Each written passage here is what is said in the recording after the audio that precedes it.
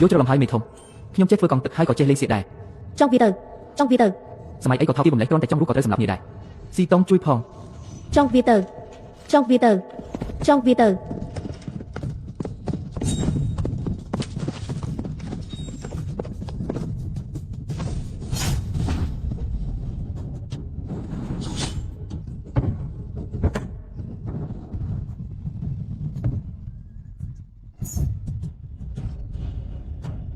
បរិះម្នាក់នេះខ្ញុំយកហើយទើបតែរួចពីចង់ឥឡូវត្រូវមេចង់ស្រីចាប់យកទៅទៀតមេធំនៅបន្ទីជិនក្នុងប្រហែលជាស្រីថតចំនួនរាប់រយគីឡូហើយមើលទៅប្តីសម្លាញ់ខ្ញុំមកហើយ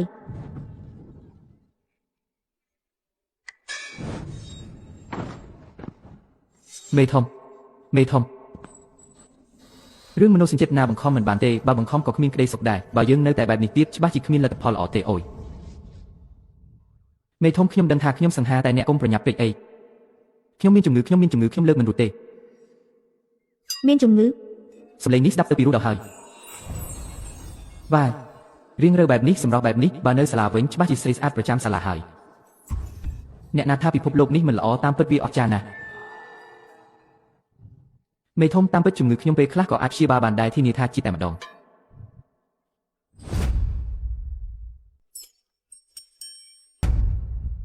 តាប់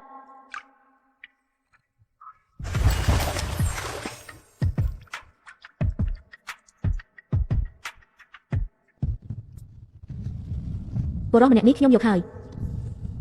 អ្នកមានគុណសង្គ្រោះជីវិតគឺជាប្អូនថ្លៃស្រីមែនតើនេះមិនមែនជាសាច់រឿងដែលមានតែក្នុងរឿងជប៉ុនទេអី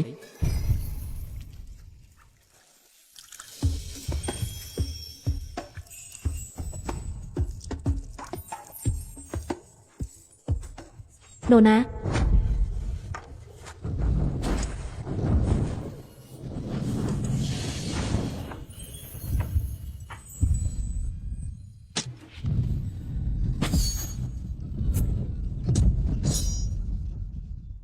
គឺឯងហ្នឹងគឺខ្ញុំទេពធីតាឯងចង់សម្លាប់បំបិតមាត់មែនទេពូរិនគឺជាមនុស្សព្រាននារីបើគុំតែបងស្រីខ្ញុំត្រូវគេបង្ខំឲ្យរៀបការហើយត្រូវការមនុស្សម្នាក់មកធ្វើជាខែកុំអីខ្ញុំមិនជួយអញឡើយមនុស្សព្រានដូចជាឯងគួរតែត្រូវគេងប់សម្លាប់ចោលទៅជប់សិនស្ដាប់ខ្ញុំសិនវាមិនមែនបែបนั้นទេគឺពួកគេចង់ប្លន់យកស្បៀងនិងទ្រព្យសម្បត្តិរបស់ខ្ញុំតាជប់និយាយរឿងអត់ប្រយោជន៍ទៅខ្ញុំព្រមមានឯងណាឯងនិងបងស្រីខ្ញុំគ្រាន់តែជាប្តីប្រពន្ធតាមឈ្មោះប៉ុណ្ណោះគុំសង្ឃឹមថាអាចធ្វើអ្វីផ្ដេសផ្ដាស់ឲ្យសោះជប់សិនស្ដាប់ខ្ញុំសិននេះជាការយល់ច្រឡំទេវាជាការយល់ច្រឡំទាំងអស់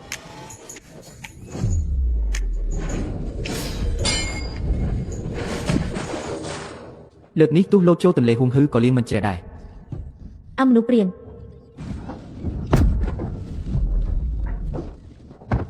ខ្ញុំនឹងសម្លាប់ឯងយូសាខ្ញុំពិតជាមិនបានតាំងចិត្តលួចមើលនាងមួយទេគឺវាជាការយល់ច្រឡំទាំងអស់ខ្ញុំហ៊ានស្វានឹងមេឃមិនពិតទេដឹងលោកមេឃឲ្យចាំបាច់ធ្វើបាបខ្ញុំដល់ថ្នាក់នឹងដែរគួរហេតុពេកហើយលោកមេឃខ្ញុំនិយាយមែនណាឯងទៅឲ្យឆ្ងាយទៅកុំឲ្យខ្ញុំឃើញមុខឯងទៀតឲ្យសោះបើមិនអញ្ចឹងទេនឹងមានវាសនាដូចដើមឈើងាប់នេះអញ្ចឹង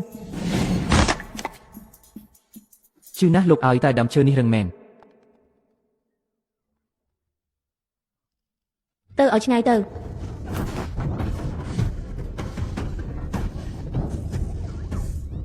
ស្រាបន្តិចទៅត្រង់បន្តិចទៅលោកកូនប្រសាចិត្តរួចរាល់ហើយស្រាបន្តិចទៅម្សិលមិញអាអ៊ូយ៉ងនិយាយថាខ្វះស្បៀងខ្ញុំស្មានតែគេនិយាយបំភ្លឺតានឹកស្មានមិនដល់សោះថាលីវរូអ៊ីជាមេភូមិសោះបែរជាមានសុទ្ធតែមួយគ្រាប់ទៅវិញនិយាយតិចទៅអ្នកនេះនិយាយថាឆ្នាំនេះទូរភិកស្បៀងអាហារខ្វះខាតណាស់ពួកយើងរាល់ថ្ងៃហូបតែពីរពេលទេហើយសិតតែបរិយាទៀតគាត់ខ្លាចលោកមកថ្មីឃ្លានខ្លាំងទើបទុកចំណែករបស់គាត់ឲ្យលោកទាំងអស់ហ្នឹងខ្លួនឯងមិនហ៊ានហូបផងស្រីម្នាក់នេះចុះមនុស្ស80នាក់ក្នុងភូមិរស់នៅយ៉ាងម៉េចទៅអ្នកនាងធំនិងអ្នកនាងទី2ពូកែក្បាច់គុណពួកគាត់តែងជួយមន្ត្រីចាប់ចោលយកប្រាក់រង្វាន់មកដូរជាស្បៀងពូហ្វាំងនិងអ្នកផ្សេងទៀតទៅឃ្វាលសេះឲ្យគេហើយធ្វើការឈ្នួលខ្លះជួនកាលក៏ឡើងភ្នំបបាញ់ដែរតែវាគ្រោះថ្នាក់ណាស់មិនបានទេខ្ញុំជាប្រុសពេញតួយ៉ាងហោចក៏ជាប្តីតាមច្បាប់របស់ពួកនាងដែររូអ៊ីជាអ្នកមានគុណសង្គ្រោះជីវិតខ្ញុំទៀតមិនអាចឲ្យស្រីពីរអ្នករ៉ាប់រងរឿងធំបែបនេះទេខ្ញុំត្រូវរកវិធីរកលុយឲ្យបាននេះផ្លែសានចានៅលោកនេះគេហៅថាផ្លែឈើក្រហមព្រោះវាមានផ្លែសានចានេះវាជូរណាស់ពីមុនមកគ្មានអ្នកណាចង់ញ៉ាំវាឡើយតែបើប្រសិនជាយើងស្រោបវាជាមួយទឹកស្ករវិញនោះវានឹងមានរសជាតិឆ្ងាញ់មិនខានទេនឹកឃើញហើយពីងថាងហ៊ូលូឆ្ងាញ់មកដល់ហើយណែក្មួយតូចមកនេះមកពូឲ្យពីរមកយកទៅចុះឲ្យខ្ញុំមួយដែរខ្ញុំក៏ចង់បានដែរខ្ញុំសុំមួយដែរស្អាតណាស់ហើយពូកែទៀត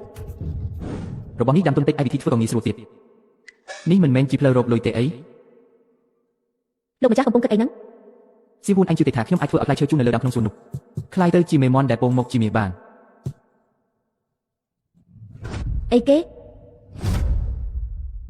មកនេះសៀវហ៊ូនមកនេះមកស្មៅវាវែងណាស់បេះអាធំជាងគេនេះមក លោកម្ចាស់លោកជាចៅវាយខ្ញុំមកឈានជន់លោកទៅ អុយភូមិយើងមិនប្រកាន់វិន័យអីអស់នឹងទេឥឡូវខ្ញុំជាកូនចៅឯងជាថៅកែកុំនិយាយច្រើនមកលឿនមក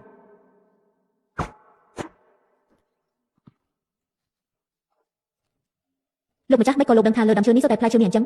អុយនេះជាអាកំបាំងចំនួនចាំធ្វើរួចធានាថាឯងឃើញហើយស្រក់ទឹកមាត់មិនខាន បងសំឡាញ់សៀវហ៊ួនបងស្រីខ្លាយបងពិតជាពូកែក្លុយមែនកណ្ដាលវាលចំហបែបជាមិនលើកលែងសំបីតែសៀវហ៊ួនក ុំមកចោទប្រកាន់ខ្ញុំផ្ដេសផ្ដាសភ្នែកខាងណាឃើញថាខ្ញុំមិនលើកលែងឲ្យសៀវហ៊ូនខ្ញុំកំពុងជួយអភិវឌ្ឍសេដ្ឋកិច្ចភូមិយើងតើ អភិវឌ្ឍសេដ្ឋកិច្ចបងសំឡាញ់នេះគឺ ប្រើប្រាស់ធនធានដែលមានបំពេញចន្លោះខ្វះខាតសរុបមកគឺគ្រាន់តែចង់រកស៊ីបន្ថែមបន្តិចបន្តួចប៉ុណ្ណោះ បងសំឡាញ់មុខរបស់បង វាកើតអីមែនទេអំបញ្ញមិញពេលបេះផ្លែឈើត្រូវមេឃឈើទេសចំ មិនមែនគាត់ធ្វើរឿងមិនល្អហើយត្រូវគេវាទេដឹងខ្ញុំមើលទៅគាត់មុខមាត់មិនស្រួលទេមិនមែនជាមនុស្សល្អឡើយ លីវីកុំនិយាយផ្ដេសផ្ដាសគឺមេឃឈើទេសមែនតើ មិនជឿអីគាត់ទេខ្លាំងម្ល៉េះរូអ៊ីកុំឆ្លើយអីបងទៅតែមកដល់ភូមិថ្មីថ្មោងទៅជួបលោកគូទី2ជាមួយអូនសិនទៅ បាទ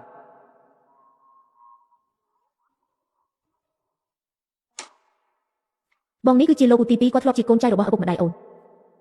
ហើយក៏ជាចាស់ទុំដែលគេគោរពបំផុតក្នុងភូមិដែរ ខ្ញុំបាទលីអ៊ីសូមគោរពលោកគូទី2ល្អណាស់អ្នកចេះដឹងមកចំពេសាលាកំពុងខ្វះគ្រូក្មេងទាំងនេះរករឿងពេញភូមិរាល់ថ្ងៃមិនដែលនៅស្ងៀមទេឯងទៅធ្វើជាគ្រូបង្រៀននៅសាលាទៅគ្រូបង្រៀនឲ្យខ្ញុំបង្រៀនអីទៅបង្រៀនពួកចៅភ្នំឲ្យមានសិលធម៌មែនទេឬក៏បង្រៀនពីរបៀបប្លន់ឲ្យមានសុជីវធម៌កងកម្លាំងជួរមុខដែលបានបែងចែកគឺមកជុំគ្នាអស់ហើយ គ្រប់យ៉ាងសម្រាប់ទៅតាមការរៀបចំរបស់លោកម្ចាស់ទី20ចុះ ល្អណាស់ជប់សិនសម្រាប់ចិត្តលឿនម្លេះមិនសួរយោបល់ខ្ញុំបន្តិចទេអី បងសំឡាញ់សាលារៀនក្នុងភូមិយើងនឹងបើកឡើងវិញនៅថ្ងៃស្អែកហើយក្មេងនៅទីនេះរៀងរពឹសបន្តិចហើយណាបងត្រូវត្រៀមខ្លួនឲ្យបានរួចរាល់ផង គ្រាន់តែជាក្មេងរពឹសមួយក្រុមសោះទុកឲ្យបងចុះធានាថាដោះស្រាយបានភ្លាម មើលណែនេះជារោគថ្មីរបស់ខ្ញុំយ៉ាងម៉េចដែរលោកនឹងហើយជាស្វាមីរបស់បងស្រីរូអ៊ីនោះ មែនហើយ លោកមានសិទ្ធិអីធ្វើជាស្វាមីរបស់គាត់ចាំខ្ញុំធំឡើងខ្ញុំនឹងយកបងស្រីរូអ៊ីធ្វើជាប្រពន្ធលោកចេះហោះអត់ចេះវាសត្វធំអត់ ជីអុចស្ត្រូវស្នេហ៍បណ្ដុះតាំងពីតូចតែម្ដងណា មែនហើយមែនហើយ អូខេស្ងាត់ស្ដាប់ខ្ញុំនិយាយសិនរឿងវាសត្វធំឬហោះហើរអីហ្នឹងវាធម្មតាពេកហើយខ្ញុំសួរពួកឯងចង់ស្ដាប់រឿងមួយអត់រឿងស្វាធ្មវីលោកឋានសុខហើយហ៊ានតាំងជាមួយស្ដេចឋានសុខនោះ ឆាស្វាចេះនិយាយពីអង្ការ ហេះល្អថ្ងៃនេះលោកគ្រូនឹងបើកភ្នែកឲ្យពួកឯងមើល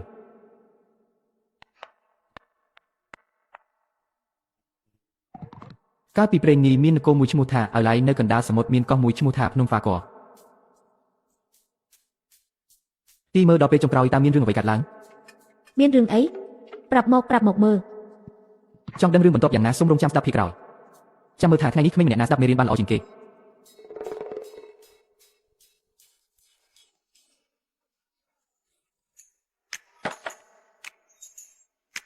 ប្រមុខមេងមកធ្វើអីអាលឺរួយនេះចេញទៅបាត់ទៅជាច្រើនថ្ងៃយកអង្គមកបានតែ3បាវនៅសល់តែ5ថ្ងៃទៀតទេចាំមើលថាអញរកអង្គ50បាវមកពីណាតពេលនឹងនាំគ្នាស្រុតចេញពីទីនេះទៅ អង្គ50បាវស្មើនឹង5000ជីងត្រូវចំណាយ20ដំឡឹងលក់ស្ករគ្រាប់មួយដងបាន3សេនលក់6500ដងជាងលក់ដល់ឆ្នាំណាទៅបានគ្រប់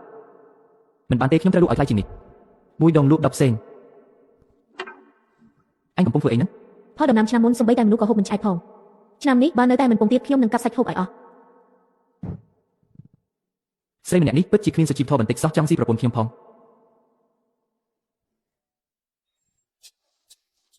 ស៊ីនឲ្យតែអញពងរួចយើងនឹងមានអ្វីគ្រប់យ៉ាងហើយមីងទី2ឲ្យខ្ញុំសុំទោសហើយណានេះគេហៅថាការវិនិយោគទុកជាមុន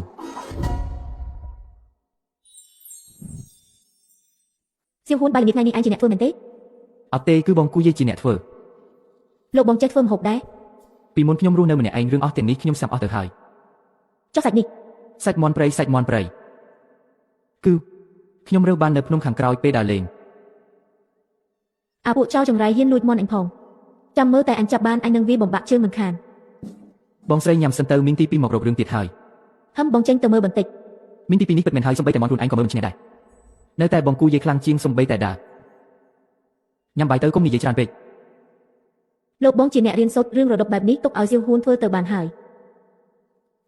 បាទអូននិយាយអីក៏បងស្ដាប់តាមដែរមីនេះពិតជាឆ្ងាញ់មែន សាច់ត្រីនេះឆ្ងាញ់ណាស់មិននឹកស្មានថាបងមានអ្វីដែរបែបនេះសោះ អូមានក្លិនផ្អែមឈ្ងុយចេញពីខាងក្រៅមកតើ លោកប្រុសលោកកំពុងរំញ៉ាំស្ករលើចង្ក្រានតិចវាខ្លោចទៅ មកហើយខ្ញុំ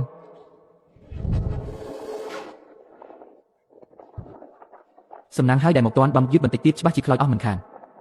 តើអ្វីទៅជាស្ករខ្លោច វាជាស្ករម្យ៉ាងនៅស្រុកកំណើតខ្ញុំបើរំងាស់យូរពេកវានឹងល្វីងទើបគេហៅថាស្ករខ្លោចអូមែនហើយសៀវហួនទៅយកផ្លែឈើដែលលាងរួចមកថ្ងៃនេះបងនឹងបង្ហាញអ្វីដែរឲ្យអូននឹងនាងមើល ចាសលោកប្រុស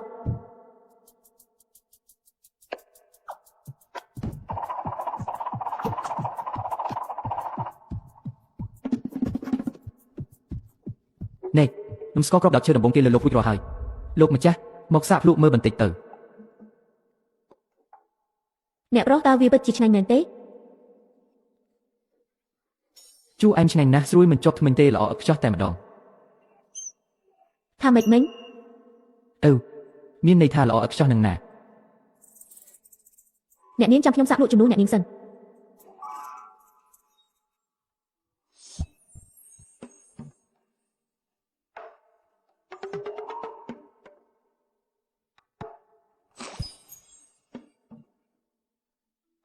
បាប់ហើយស្រីស្អាតទាំង3នៅក្នុងផ្ទះបើនៅតែបែបនេះទៀតសំបីតែអ្នកសើក៏ទ្រាំមិនបានដែរ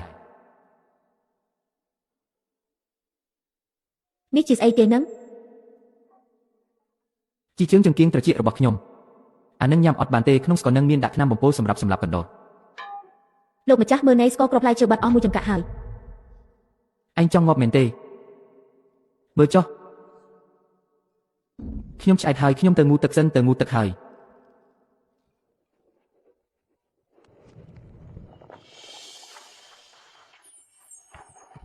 លោកម្ចាស់បានស្ករមកពីណាខ្លាំងម្ល៉េះក្នុងផ្ទះបាយអត់មានស្ករច្រើនអីចឹងទេធ្វើអានឹងអស់ស្ករណាស់ណា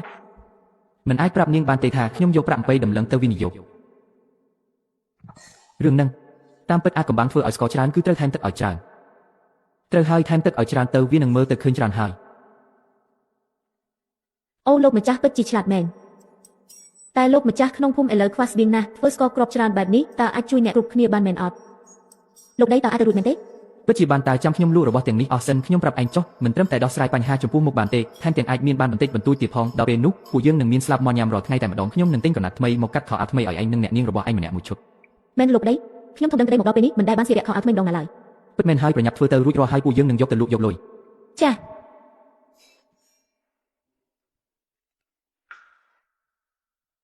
ក្រោកឡើង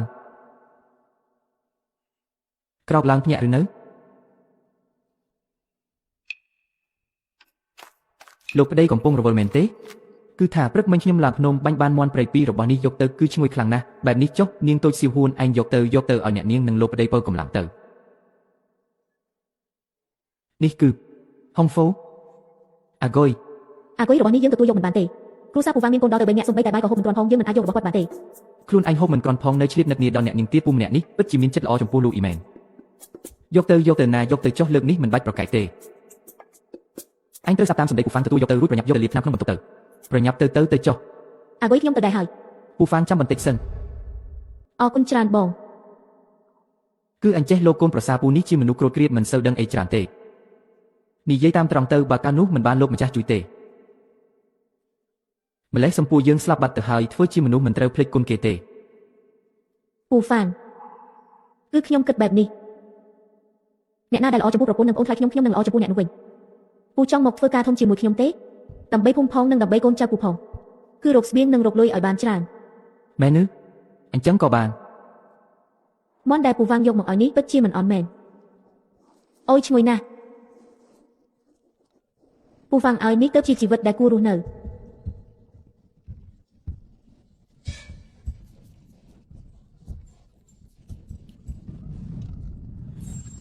មន់រៃដែលពូវ៉ាងបាញ់បានឯងញ៉ាំទៅឃើញថាឆ្ងាញ់ណាស់តើ នេះចាត់ទុកថាបានចូលដល់ក្នុងផ្ទះហើយមែនទេ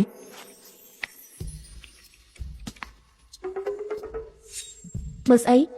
ញ៉ាំមន់ព្រៃរបស់ឯងគឺលើកមុខឲ្យអញហើយ ពិតមែនហើយមន់ដែលខ្ញុំអាំងមិននឹងមិនឆ្ងាញ់ទៅ មន់ព្រៃនេះគឺពូវ៉ាងជាអ្នកឲ្យទេចុះស្អល់ក្នុងបន្ទាយហើយនឹងអស់ក្នុងបន្ទប់វិញតើពូវ៉ាងជាអ្នកឲ្យឯងដែរមែនទេ តាមពិតគឺចាំចាប់កំហុសត្រង់នឹងសក់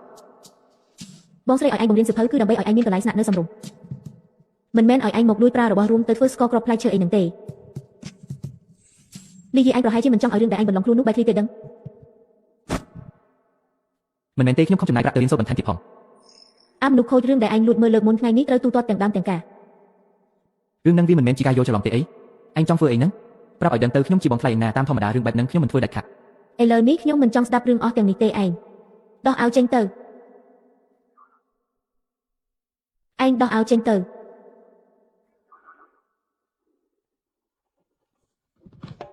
ធ្វើបែបនេះមិនស្រួលទេដឹង សាច់ស្អី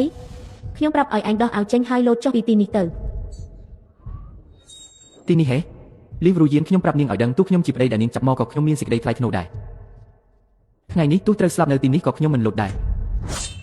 មិនដែរចង់សាកមើលថាដៅខ្ញុំមុតឬអត់មែនទេ នាងពិតជាសាហាវមែនចាំមើលចុះថ្ងៃក្រោយពេលខ្ញុំរកលុយបានខ្ញុំនឹងយកលុយគប់សម្រាប់នាងឲ្យមើល កុំនិយាយច្រើនទៅ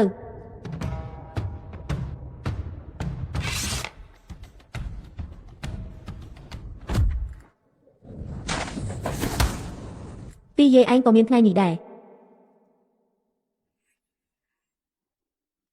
អាម្នាក់នេះមិនក៏ស្ងាត់ឈឹងចឹងប្រហែលជាលងទឹកមកបាត់ហើយដឹងណែភ្ញាក់ឡើងលីអ៊ីធ្វើពុតសោះ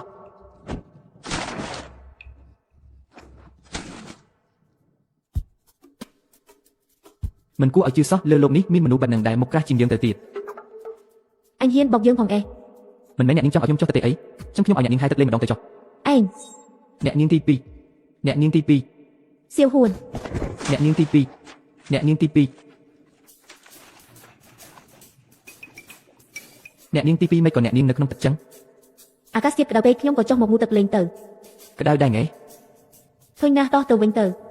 មិនរួចទេមិនមែនហើយខ្ញុំចិត្តខ្លាចជាអ្នកឆ្លងភពដំបូងគេដែលរើអូនថ្លៃស្រីច្របាក់ក៏ស្លាប់ហើយមិននឹកស្មានថាអូនថ្លៃស្រីម្នាក់នេះមើលទៅមានកម្លាំងខ្លាំងដល់ថ្នាក់នឹងសោះ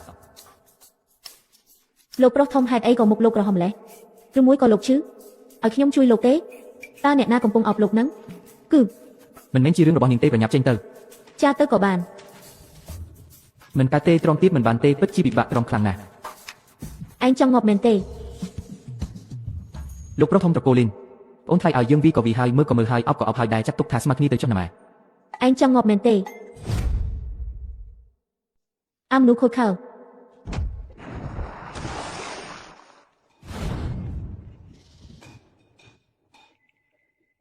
លីយ៉ាន នាងប្រហែលជាស្មានថាខ្ញុំស្លាប់ហើយដឹងចង់មកជួយសង្គ្រោះបន្ទាន់មែនទេមកហើយ រូអ៊ីខ្ញុំសុំទោសខ្ញុំក៏មិនចង់ឲ្យវាខ្លាចជាបែបនេះដែរ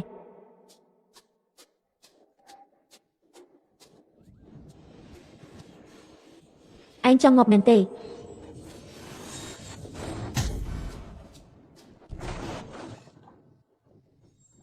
ឯងចង់ងាប់មែនទេ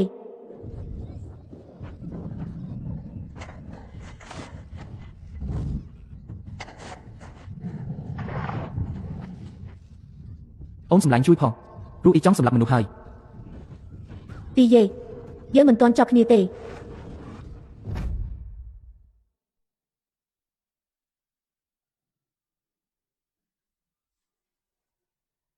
នៅសល់តែពីថ្ងៃទៀតទេដល់ថ្ងៃកំណត់ហើយតែយើងនៅខ្វះស្បៀង30បាវទៀត ប្រពន្ធខ្ញុំម្នាក់នេះរឹងមាំពេកហើយអីក៏រ៉ាប់រងម្នាក់ឯងដែរឃើញហើយពិតជាអាណិតណាស់អូនសម្លាញ់ស្បៀង30បាវដែលនៅសល់នោះទុកឲ្យបងជាអ្នកចាត់ការចុះ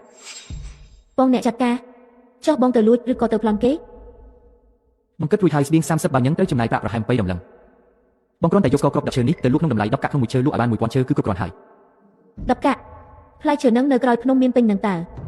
ស្ករគ្រាប់នេះវាឆ្ងាញ់មែនតែបើលក់10កាក់មួយឈើតើមានអ្នកទិញមែនអត់យីអ៊ីបងខំរៀបរាប់ឡើងវិញឆ្ងាយធ្វើជាទាហានផងអួតអាំងផងតាមពិតបំណងពិតប្រាកដរបស់បងគឺចង់ឆ្លៀតឱកាសចុះទៅលក់អីវ៉ាន់ដើម្បីរត់គេចខ្លួនមែនទេ លីវរូយៀនប្រាប់បងមើលតើអូនកំពុងគិតអីហ្នឹងអញអាចសង្ស័យលើចិត្តរបស់ខ្ញុំបានតែអញមិនអាចសង្ស័យលើលទ្ធផលរបស់ខ្ញុំបានទេអាពឹងថាហ៊ូលូទាំងនេះអញមិនបាច់ទៅលក់ដោយខ្លួនអញក៏បានដែរគ្រាន់តែរកុលឲ្យពូហ្វាំងទៅឲ្យគាត់ស្ពីយកទៅលក់ចុះខ្ញុំមានភ្នាល់ថាគាត់អាចលក់វាអស់ក្នុងរយៈពេលតែមួយថ្ងៃក្នុងតម្លៃមួយចង្កាក់10វិន ចុះបើលក់មិនអស់វិញ បើលក់មិនអស់ខ្ញុំព្រមឲ្យអញចាត់ការតាមចិត្តតែបើលក់អស់វិញអញត្រូវតែទៅជាមួយខ្ញុំមួយជើង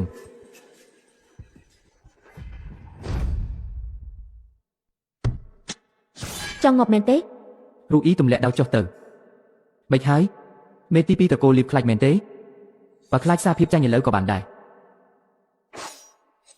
បានខ្ញុំភ្នាល់ជាមួយលោកតែបើលោកចាញ់ខ្ញុំនឹងចង់លោកជាប់នឹងដើមឈើរួចជួរសម្រាប់ចោល ព្រម អញ្ចឹងស្អែកនេះបងនឹងចុះពីលើភ្នំជាមួយអូន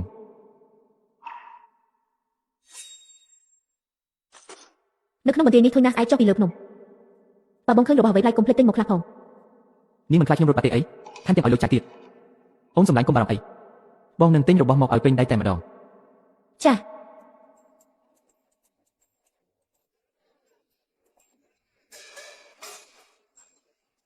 ណាទៅមនុស្សដែលលោកថារដាំគ្នាទិញសពគ្រប់នោះ អ្នកនាងទី2ឲ្យមើលមុខអ្នកនាងចុះធ្វើមុខមកចូលនៅទីនេះដោយរូបស្នាក់យាមហ្វៀនអញ្ចឹងតើអ្នកណាហ៊ានចូលមកមានថៅកែណាធ្វើមុខបែបនឹងដាក់ភ្ញៀវនោះអ្នកនាងទី2គឺថាប្រពន្ធគ្រូសាអានបានដាំតាំងពីព្រឹកថាមីងរបស់អ្នកនាងចង់ញ៉ាំនំបងអាប់អ្នកនាងជួយទៅទិញឲ្យគាត់បន្តិចទៅទិញពីមកនៅកាច់ជ្រុងផ្លូវខាងមុខនឹងឯង ឯងកុំមកចង់លេងល្បិចជាមួយយើងឲ្យសោះណា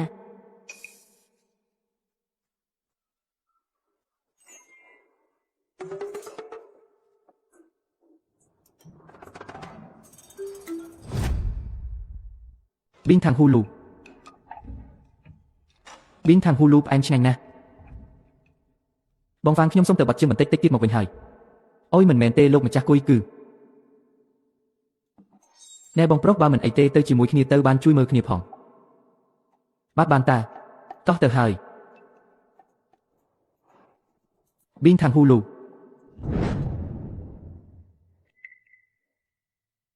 បងប្រុសឈប់សិនខ្ញុំមានការប្រញាប់បន្តិចឃើញបងប្រុសដូចជាអ្នកចេះដឹងអាចជួយមើលតូគំនូនេះមួយផ្លែតបានទេលោកប៊ីងខាងហ៊ូលូទូចំណេញតែវានៅតែជារបស់ម្យ៉ាងបើចង់មានត្រូវរកផ្លូវផ្សេងទៀតឆ្លៀតពេលនេះសាកស៊ើបមើលទីផ្សារក្នុងក្រុងនេះសិនបានតើគ្មានបញ្ហាទេ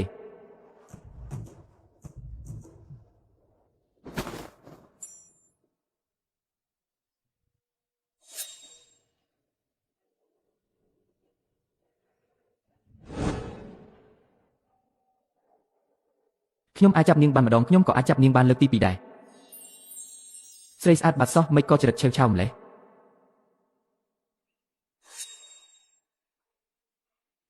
នេះមិនមែនជាបងស្រី Roy ទេអីគូដូចមែនតែនគូចេញមកដូចបងស្រី Roy បេះបិទតែម្ដងនេះជាវិធីគូបែបណាទៅមិនដែលឃើញសោះដូចជាយកមនុស្សម្នាក់មកដិតលើក្រដាសអញ្ចឹងអូគ្រាន់តែគូលេងទេគូលេងនឹងណាចុះអ្នកនាងលឺយកហេតុអីបានជាមកដើរលេងតាមផ្លូវថ្ងៃនេះដែរបងថ្លៃលួចគូរូបបងស្រី Roy ឲ្យគូដូចខ្លាំងទៀតបើបងស្រីដឹងរឿងនេះកុំខ្ញុំគ្រាន់តែហាត់គូលេងទេកុំប្រាប់គាត់ឲ្យសោះណាគ្មានបំណងអ្វីផ្សេងពិតមែនចង់ឲ្យពួកយើងលាក់ការមែនទេបងថ្លៃពីក្មេងក្នុងភូមិនិយាយថាបងជាអ្នកមានចំណេះដឹងខ្ពង់ខ្ពស់ជាងគេថ្ងៃនេះចំថ្ងៃបុណ្យធាតុច្រឡំពួកយើងរៀបចំរបស់សែនរួចរាល់អស់ហើយខ្វះតែកំណាព្យអពីរោះមួយបទដើម្បីអត់ទេបងជួយតែងឲ្យពួកយើងមួយបទមកពួកយើងនឹងជួយលាក់ការសម្ងាត់តូចមួយនេះឲ្យបងបើបិសាចស្រីម្នាក់នោះដឹងថាខ្ញុំលួចគូរូបនាង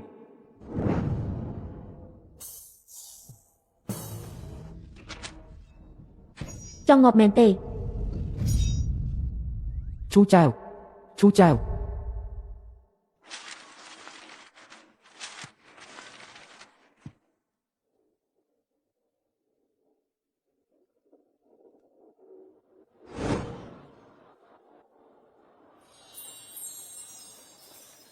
ហាយ៉ាងមិនដែរ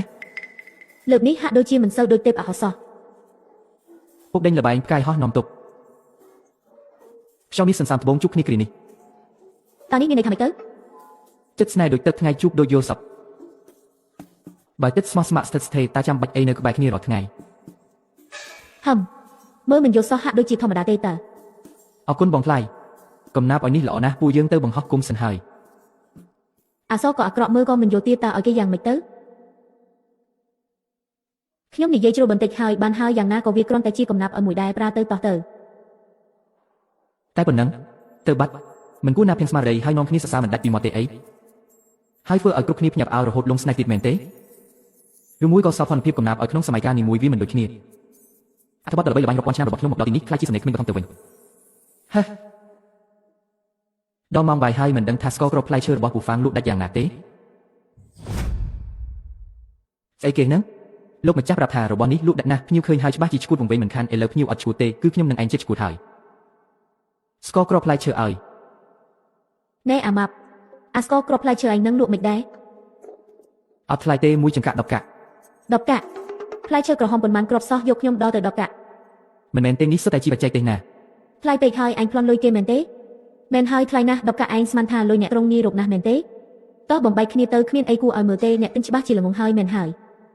មិនមែនទេបងប្អូនបើមិនទិញថ្លៃបន្តិចក៏បានដែរចុះមិនក៏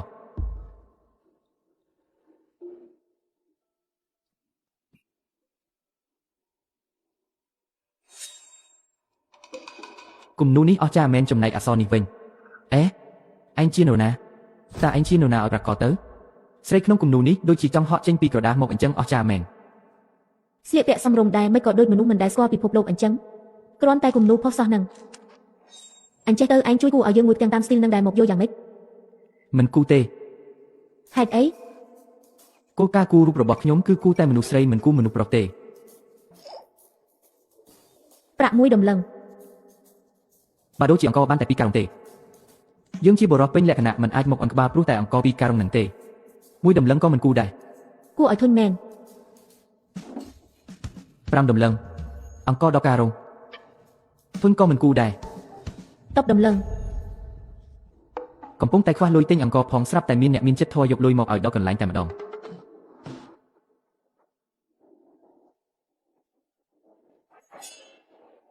គ្រាន់តែឃើញលោកភ្លាមខ្ញុំមានអារម្មណ៍ថាស្និទ្ធស្នាលខ្លាំងណាស់បើគិតឲ្យមែនទែនទៅលោកពិតជាដូចមិត្តចាស់ម្នាក់របស់ខ្ញុំខ្លាំងណាស់ចុះបើថ្ងៃនេះខ្ញុំសុខចិត្តបំពេញច្បាប់ដើម្បីរឿងនេះតើវាយ៉ាងម៉េចដែរ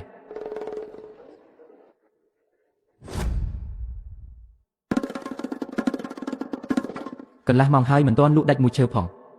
ស្មានថាលើកនេះប្រហែលជាខុសការគិតទៀតហើយ អត់ទេខ្ញុំចង់ញ៉ាំស្ករគ្រាប់ផ្លែឈើនឹងឥឡូវហ្នឹង អូយល់ហើយមិនចម្លែកទេដែលលោកម្ចាស់ដាំហើយផ្ដាំទៀតប៉ុន្មានឈើមុនឲ្យជូជឿនឹងស៊ីហូញ៉ាំអស់ហើយលោកម្ចាស់ថាមួយឈើ10កាក់មិនថ្លៃទេឥឡូវទៅយកក្មេងនេះពិតជាឃ្លានខ្លាំងមែនបើម្ចាស់ផ្ទះខ្ញុំរករឿងបែបនេះវិញប្រហែលជាត្រូវផ្ទះពីកំភ្លៀងរួចខំថ្មិញទិញឲ្យហើយបាទទិញឲ្យហើយណានៃក្មួយតូច ខ្ញុំក៏ចង់បានដែរកុំប្រញាប់អីមានគ្រប់គ្នានឹង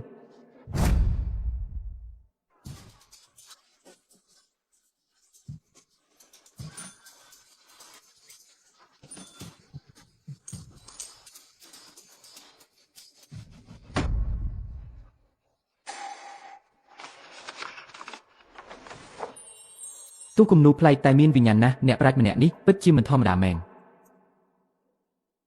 រឿងភាគមិនបោកយើងមែនគឺពិតជាមានរឿងបែបនេះមែនគំនូរនេះហាចង់មានន័យថាម៉េចឲ្យលុយហើយចង់ដូរចិត្តវិញមែន លោកម្ចាស់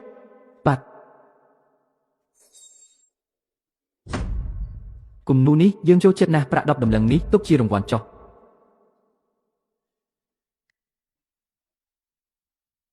យីនេះជាកំពូលអ្នកហោះហើរចំនួនបុរាណមែនទេសម្លាញ់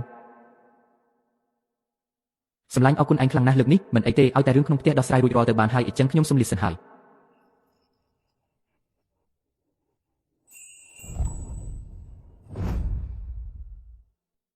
ថៅកែគំនូររបស់អ្នកនាងខ្ញុំរួចរាល់ហើយមែនទេ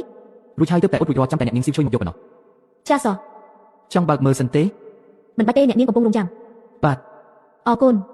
ធ្វើដំណើរដោយសុវត្ថិភាពណាស់មិននឹកស្មានថានៅសម័យបុរាណរកលុយស្រួលបែបនេះសោះអញ្ចឹងខ្ញុំមិនស្រួលខ្លួនរកលុយបានចាយមិនអស់បាត់ទៅហើយ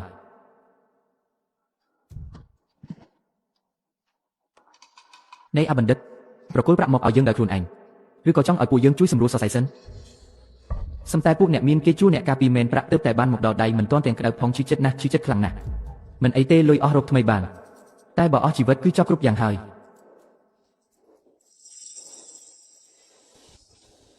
ឯងនេះចេះដឹងខុសត្រូវតើហាហា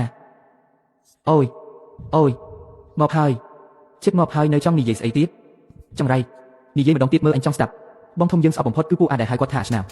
ឯងនិយាយស្អីមិញហ្នឹងនិយាយម្ដងទៀតមើលអើយខ្ញុំថាលោកឯងមុខអាក្រក់ហើយត្រចៀកនៅខ្លងទៀតតើមានជំនឿចិត្តស្អីខ្លះទៅដែលធ្វើឲ្យលោកឯងរស់មកដល់ពេលនេះ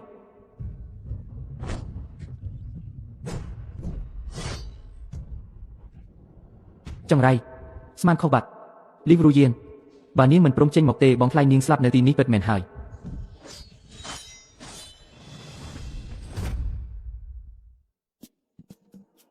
បងថ្លៃអ្នកនេះពិតជាបឹងបានមែនឲ្យតែមានរឿងគឺនាងចេញមកភ្លាមតែម្ដង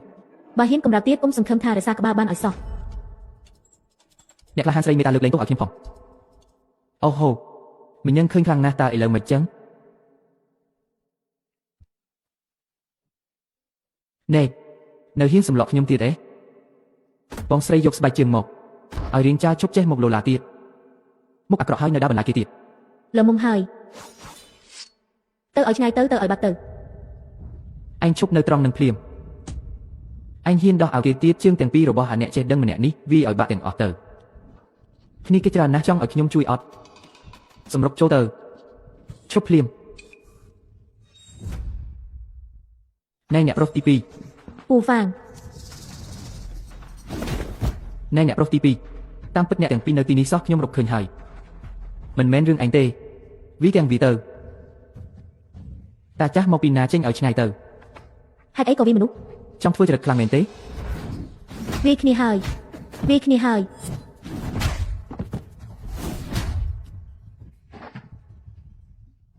នៅឲ្យស្ងៀមកុំកម្រើកខ្លាចអត់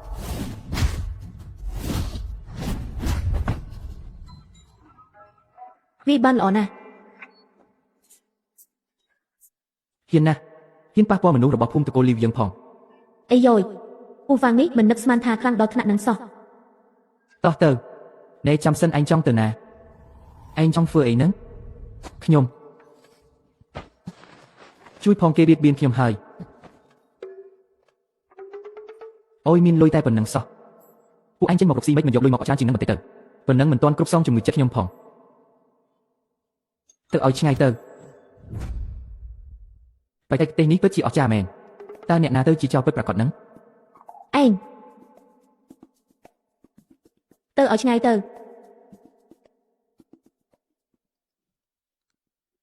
វាបានល្អណាស់ពួកអាខូចទាំងនេះគួរតែមានអ្នកមកចាត់ការយូរហើយជប់ភ្លាមល្អណាស់ធ្វើបានល្អណាស់វាបានល្អណាស់វាបានល្អណាស់គួរតែពួកវាឲ្យខ្លាំងបែបហ្នឹងល្អណាស់ពួកមន្ត្រីមកហើយឆាប់គេចចេញទៅពួកមន្ត្រីមកហើយឆាប់រត់ទៅលបឿនឡើងជាងនេះបើនៅសម័យទំនើបវិញច្បាស់ជាអ្នកលួចចូលផ្ទះគេជំនាញហើយ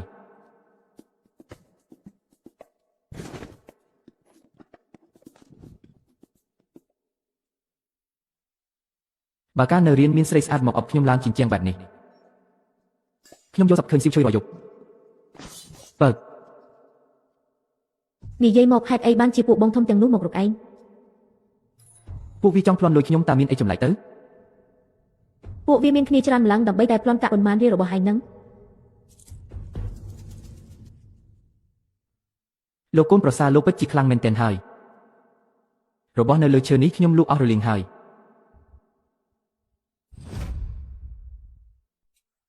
ឯងថាម៉េច លក់អស់ហើយបាទស្ករគ្រាប់ផ្លែឈើលក់អស់រលីងហើយពិតមែនណាអ្នកនាងទី2មិនបានឃើញផ្ទាល់ភ្នែកទេស្ករគ្រាប់ផ្លែឈើដែលលោកកូនប្រសាធ្វើគ្រាន់តែដាក់លក់ព្រៀងទុកការគ្រប់គ្រងពេញផ្លូវតែម្ដងអ្នកដើរទីនោះនាំគ្នាដណ្ដើមគ្នាទិញផ្អើលអស់ហើយនេះគ្រាន់តែលក់អស់មិនទាន់បានពាក់អណ្ដាលផងក៏រកចំណូលបានដល់ទៅ500វិញបាត់ទៅហើយលោកតានៅបន្តលក់នៅទីនោះនៅឡើយទេ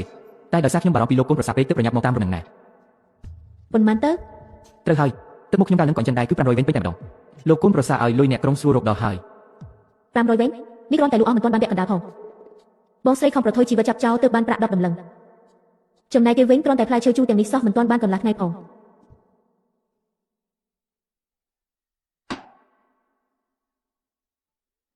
លោកកូនប្រសាទោះបីយើងក៏ត្រូវដើរផ្លូវត្រង់ដែរមិនត្រូវលួចឆក់ប្លន់គេដាច់ខាត់ណានេះជាលុយដែលខ្ញុំទើបតែបានមកពីការគូររូបឲ្យគេនៅក្នុងក្រុងមិញហ្នឹងគូររូបមួយផ្ទាំង20ដំឡឹងនេះមិនមែនគូររូបទេនេះវាប្លន់ច្បាស់មកពួកយើងខំធ្វើការស្ទើរងាប់តែលោកម្ចាស់ហេលោកម្ចាស់ទៅថ្ងៃមុខខ្ញុំស្ដាប់តាមលោកម្ចាស់ទាំងអស់លោកម្ចាស់ឲ្យទៅកើតខ្ញុំមិនទៅលេចទេអើយកុំមាត់ខ្លាំងពេកប្រយ័ត្នគេដឹងឲ្យស្ងាត់ទៅទឹកតែថ្ងៃនេះខ្ញុំជាអ្នកប៉ាវ មើលទៅលោកក៏មិនមែនជាមនុស្សអត់ប្រយោជន៍ទាំងស្រុងដែរតាមិននឹកស្មានថាគេមានសមត្ថភាពដល់ថ្នាក់នឹងសោះ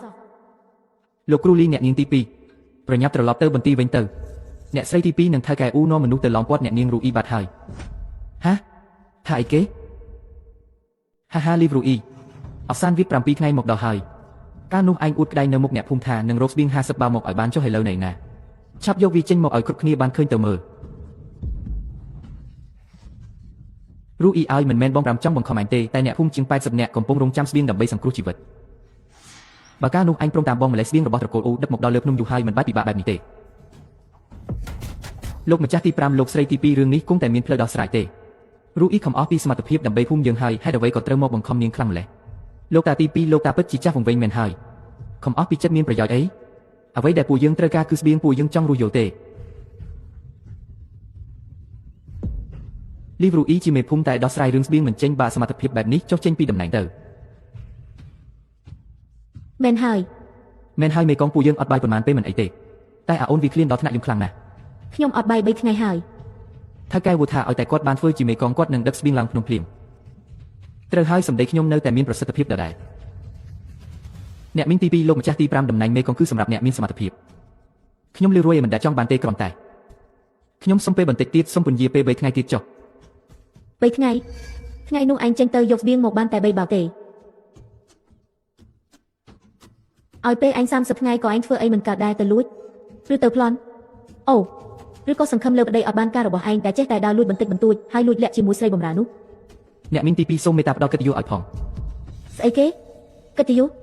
កាលពីមុនលោកម្ចាស់ទី5ចង់រៀបការជាមួយឯងដោយស្មោះតែឯងជាមេកងលាវ មេបន្ទីចុះទៅក្រោមភ្នំស្រាប់តែចាប់អាប្រុសមុខស្មុកមើលងាយខ្ញុំឥឡូវដឹងថាអាមុខនឹងពឹងមិនបានក៏ស្ដាយក្រោយមែនទេពោះពេលហើយថ្ងៃនេះតំណែងមេបន្ទីនេះឯងចង់ប្រគល់ឲ្យក៏ដោយមិនចង់ក៏ដោយគឺត្រូវតែឲ្យថាម៉េចដែរចុះឯងគិតយ៉ាងម៉េច ពូសាននាងលេងដៃភ្លាមអូយឯងនេះខ្លួនឯងអសមត្ថភាពបែរជាមកបញ្ចេញកំហឹងលើកូនចៅគេចង់បង្ខំឲ្យពួកយើងស្លាប់ទាំងអស់គ្នាហើយ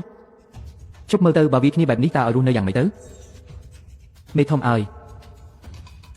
បន្តបែបនេះមិនកើតទេស្បៀងក៏មិនទាន់មានហើយមនុស្សយើងបែរជាមកវាគ្នាឯងទៀត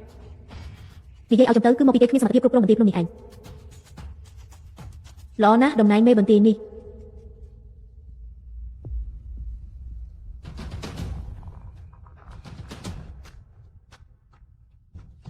តើនរណាថាខ្ញុំដោះស្រាយបញ្ហាមិនចេញ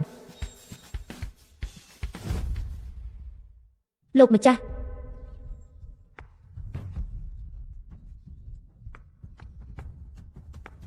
សុំទោសផងខ្ញុំមកវិញយឺតបន្តិចហើយគ្រាន់តែអង្គ50បាវសោះចាំបាច់ឲ្យប្រពន្ធខ្ញុំចេញមកធ្វើអី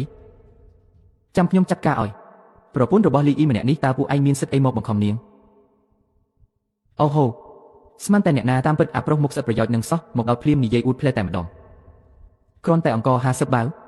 ចុះអង្គនៃណាទៅឬមួយក៏នៅក្នុងសុបិនរបស់ហែង ពិតមែនហើយអួតមិនចេះខ្មាស់ស្មត់សោះ លីវរូអ៊ីមើលចុះតើឯងរើបានប្តីបែបណាក្រៅពីពូកែខាងអួតតើគេចេះធ្វើអីខ្លះទៅ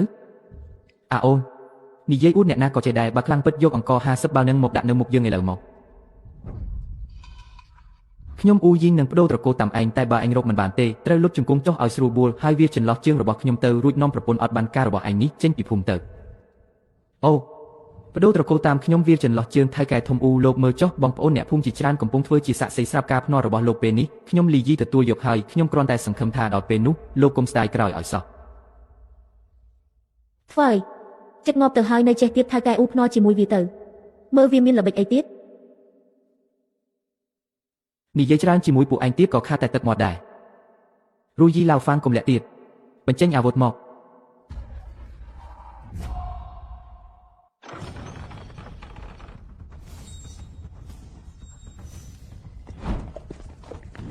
របស់ច្រើនម្លេះ អ្នកនាងទី2ត្រឡប់មកវិញហើយ បានផលច្រើនណាស់តើ របស់ច្រើនណាស់ ប្រទេសច្រើនណាស់ អូហូច្រើនណាស់ លើកនេះមានអីហូបហើយមកវិញហើយ ស្បៀងច្រើនណាស់អ្នកនាងទី2ពូកែខ្លាំងណាស់ស្បៀងច្រើនណាស់ ទាំងនេះសុទ្ធតែជាអង្គលេខ1មួយបាវនេះមិនតិចរយណាស់ទេដឹង សាច់ជ្រូកច្រើនណាស់មួយជីវិតនេះខ្ញុំមិនដែលឃើញសាច់ជ្រូកច្រើនបែបនេះទេស្បៀងទាំងនេះសុទ្ធតែអ្នកនាងទី2យកមកលោកឪពុក អ៊ំកុំបារម្ភអីមានពុកនៅទីនេះហើយអ្នកនាងទី2មានបញ្ជាថ្ងៃនេះទិញស្បៀងបាន50បាវសាច់ស្រស់200គីឡូថ្ងៃនេះមិនថាចាស់ក្មេងប្រុសស្រីនៅក្នុងភូមិទេគឺមានចំណែកគ្រប់គ្នាយប់នេះយើងនឹងជប់លៀងឲ្យសប្បាយ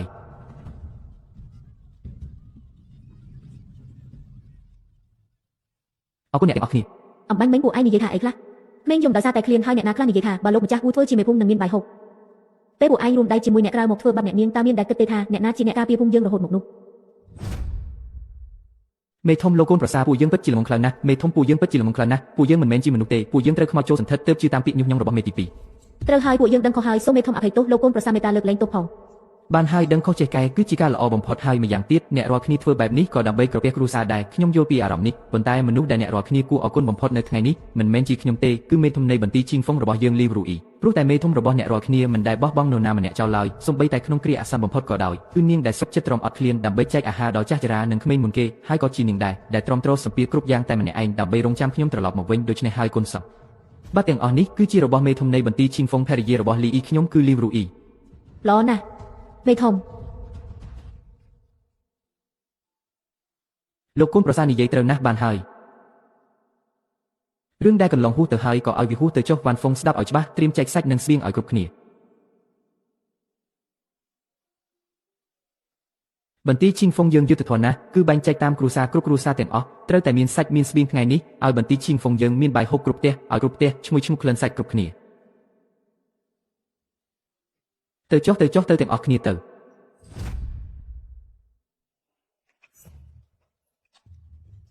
កូនប្រសាមេធំអំបាញ់មិញគ្រាន់តែជាការយល់ច្រឡំទេគឺយាយចាស់នេះវង្វេងវង្វាន់ខ្លួនឯងអុយកូនប្រសាលោកជាមនុស្សចិត្តទូលាយណាស់លោកទៅតែមានប្រសាសន៍ថាអ្នកឃើញមានចំណែកមែនទេចុះគ្រួសារខ្ញុំអាចសុំចែកខ្លះបានទេអីយ៉ាមុខក្រាស់មិនធម្មតាមែនក្រាស់ជាងជញ្ជាំងបន្ទាយទៅទៀតអំបាញ់មិញស្រែកចង់សម្លាប់គេឥឡូវមកស្រក់ទឹកមាត់ចង់ស៊ីសាច់ទៅវិញពូកែមែងរឿងនេះហើយទៅចុះប្រពន្ធខ្ញុំចិត្តបនបើគាត់ថាអ្នកឃើញមានចំណែកអញក៏ទៅយកចុះតែត្រូវតម្រង់ជួរឲ្យនៅក្រោយគេបង្អស់អូយល្អណាស់កូនប្រសាខ្ញុំនឹងតម្រង់ជួរខ្ញុំនៅក្រោយគេបង្អស់អរគុណមេធំអរគុណណាស់ខ្ញុំនៅក្រោយគេណែថៅកែចង់ទៅណាចុះរឿងភ្នាល់គ្នារវាងពួកយើងលោកប្រហែលជាមិនវិជាបោតាការភ្នាល់រវាងពួកយើងទាំងពីរអ្នកប្រហែលជាមិនភ្លេចទេដឹងលីយេខ្ញុំគឺជាប្រធានក្រុមអាជីវករត្រកូលអ៊ូអ្នកហ៊ានប៉ះពាល់ខ្ញុំផងកុំនិយាយច្រើនហ៊ានភ្នាល់ត្រូវហ៊ានចាញ់ហើយកែអ៊ូមនុស្សធំអស់ហើយត្រូវទទួលខុសត្រូវលើសម្ដីខ្លួនឯងមកតាមត្រកូលខ្ញុំមករឿងនឹងទុកមួយឡែកសិនចុះត្រកូលលីរបស់ខ្ញុំមិនមែនចេះតែចូលបានស្រួលទេតែបើអ្នកចង់លូនកាត់ក្រោមជើងខ្ញុំវិញ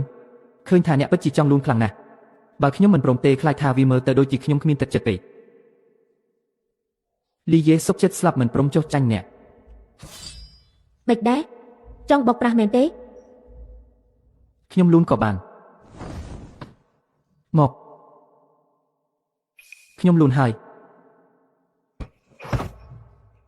ចាំមើលទៅចាំមើលចុះខ្ញុំប្រាប់អ្នកឲ្យដឹងលើកក្រោយបើជួបអ្នកទៀតខ្ញុំនឹងឯងងាប់មិនខានទេឯងងាប់មិនខានទេភរិយាឲ្យបងថ្លៃអំបញ្ញមិញនេះបងពិតជាអស្ចារ្យខ្លាំងណាស់បងថ្លៃបងពិតជាខ្លាំងមែនបងស្រីឈីលេអំបញ្ញមិញបងថ្លៃពិតជាអស្ចារ្យណាស់មិនត្រឹមតែយកស្បៀងមកបានច្រើនប៉ុណ្ណឹងទេថែមទាំងបានប្រដៅអាម្នាក់ឈ្មោះគូយាននោះមួយមេរៀនយ៉ាងចាស់ដៃទៀតសម្ដីដែលគាត់និយាយមិញនេះពិតជាល្អមើលណាស់អូយកុំសរសើរអីបើនៅតែសរសើរទៀតខ្ញុំនឹងហោះទៅលើមេឃឥឡូវហើយបងថ្លៃកំណាប់ឲ្យតែបងសរសេរឲ្យខ្ញុំនៅតាមផ្លូវមុននេះពេលនោះខ្ញុំមើលមិនយល់សោះក្នុងចិត្តលួចចូលដាក់បងទៀតផងតែឥឡូវនេះខ្ញុំយល់ហើយគឺមកពីខ្ញុំភ្នែកមិនដល់បងថ្លៃបងពិតជាមនុស្សមានសមត្ថភាពមែនមិនដឹងទេកំណាប់របស់បងអាចនឹងល្បីល្បាញរាប់ពាន់ឆ្នាំក៏ថាបានឈៀវហួនតោះពួកយើងប្រញាប់ទៅបង្ហោះគុំទាំងនេះទៅឲ្យអ្នកនៅលើមេឃបានឃើញពីសមត្ថភាពរបស់បងថ្លៃដែរតោះទៅឃើញស្រីម្នាក់នេះចេះបត់បែនតាមកាលៈទេសៈមែនតែយ៉ាងហោចណាស់ក៏ភ្នែកនាងចេះមើលមនុស្សជាមុនដែរមើលទៅពេលនេះបងប្រុសកាន់តែទទួលបានការគោរពពីបងប្អូនស្រីហើយអូនសម្លាញ់ពួកគេគោរពរឿងរបស់ពួកគេតែនៅក្នុងចិត្តបងគឺមានតែអូនម្នាក់គត់ជារៀងរហូតឈុតស្វាយប៉ាក់យ៉ាងប្រណីតស្រស់ស្អាតតាក់ទាញទាំងហុងនិងមេអំបិល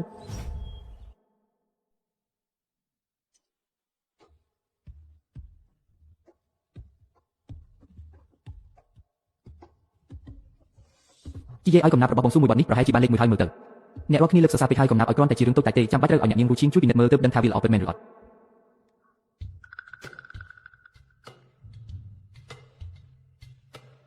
នៅខាងក្រោមមានកំណាប់ថ្មីចេញមកទៀតហើយសុទ្ធតែឃ្លីខ្លួនល្អតើមិនចង់ចុះទៅមើលបន្តិចទេទោះបីជាពាក្យពេចន៍ប្រើបានល្អមែនប៉ុន្តែវានៅតែដែលមិនផុតពីរឿងសប្បាយខ្លីទុកសោកវែងឆ្ងាយនោះទេស្ដាប់ឡើងសាំទៅជាអស់ទៅហើយបើពួកអ្នកប្រាជ្ញនៅខាងក្រោមដឹងថាអ្នកវិតម្លៃបែបនេះប្រហែលជាបាក់ទឹកចិត្តអស់មិនខានទេសុទ្ធតែរឿងដែលគ្មានអ្វីគួរឲ្យមើលសោះ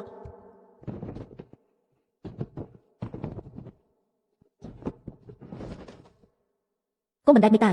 ជួយយកមកឲ្យខ្ញុំមើលបន្តិចមើលអសរនេះសរសេរញញៃគ្មានរបៀបរៀបរយសោះអីចឹងពួកអន្តែត្រសែកផ្កាយហោះនាំទុកសោកឆ្លងកាត់ទន្លេប្រាក់ដោយស្ងាត់កំបាំងប្រើពាក្យពេចន៍បានល្អណាស់តើខ្យល់ស្រទរដូវជួបនឹងទឹកសន្សើមក៏ប្រសើរជាងការជួបគ្នារាប់មិនអស់លើលោកនេះដែរក្តីស្រឡាញ់ដូចទឹកហូរថ្ងៃជួបគ្នាដូចយល់សប្តិមិនដាច់ចិត្តមើលផ្លូវត្រឡប់ក្រោយឡើយបើក្តីស្រឡាញ់ស្ថិតស្ថេរយូរអង្វែងមិនចាំបាច់នៅក្បែរគ្នារាល់ព្រឹកល្ងាចនោះទេនេះបើកំណាប់ឲ្យនេះចេញមកកំណាប់ឲ្យផ្សេងទៀតប្រកាសជាគ្មានន័យឡើយចុះលីអ៊ីនេះជាអ្នកណាទៅអេស្នាដៃដែលពួកយើងខំប្រឹងអស់ពីចិត្តបើធៀបនឹងកំណាប់ឲ្យនេះគឺដូចជាពន្លឺអំពិលអំពែកធៀបនឹងពន្លឺព្រះច័ន្ទអញ្ចឹងត្រឹមតែកំណាប់ឲ្យមួយបទនេះឈ្មោះលីអ៊ីប្រកាសជាល្បីល្បាញរាប់រយចំនួនមិនខានរូអ៊ីនៅបងស្រីធំណាស់អត់ពេញមួយថ្ងៃហើយបានត្រាំទឹកក្តៅអញ្ចឹងពិតជាស្រួលខ្លួនខ្លាំងណាស់ គ្រាន់តែធុងទឹកនេះរៀងតូចបន្តិចថ្ងៃក្រោយត្រូវតែរកអាធំជាងនេះឬក៏ជីកអាំងទឹកក្តៅតែម្ដងបើបាន7នាក់ទៀតរឹតតែល្អគិតឆ្ងាយពេកហើយយើង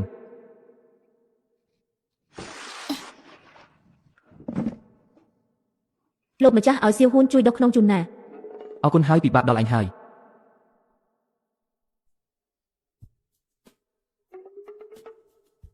អូយខ្ញុំឃើញអីហ្នឹង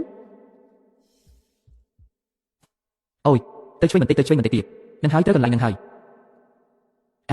ខ្លាំងបន្តិចទៀតមកអញកំពុងគិតអីហ្នឹងមើលមិនបានទេមើលមិនបានដាច់ខាតតែថារៀងរបស់លោកម្ចាស់មើលទៅសង្ហាជាងពួកអ្នកភូមិដែលដោះអាវធ្វើការឆ្ងាយណាស់អូយខ្មាស់គេស្លាប់ហើយក្នុងលោកម្ចាស់រឹងណាស់ថែមទាំងក្តៅទៀតស្ទាបទៅដូចជាដុំថ្មក្តៅអញ្ចឹងបាត់ដៃខ្ញុំចេញញើសអស់ហើយតិចទៀតប្រហែលជាកាន់កន្សែងលេងចប់ហើយបើអ្នកនាងដឹងថាខ្ញុំប៉ះលោកម្ចាស់បែបនេះគាត់ច្បាស់ជាកាត់ដៃខ្ញុំចាំមិនខានទេក្មេងម្នាក់នេះភ័យដល់ថ្នាក់ញ័រដៃអស់ហើយស្លឹកត្រចៀកឡើងក្រហមងាំងតែម្ដងគួរឲ្យស្រឡាញ់មែនសៀវហ៊ួនលោកម្ចាស់មានការអីមែនទេលោកប្រុសតើមានរឿងអីមែនទេឬក៏ខ្ញុំច្របាច់មិនស្រួលអបាញ់មិញនេះឯងលួចមើលយើងមែនទេអត់ទេអត់មានទេម្ចាស់ថ្លៃ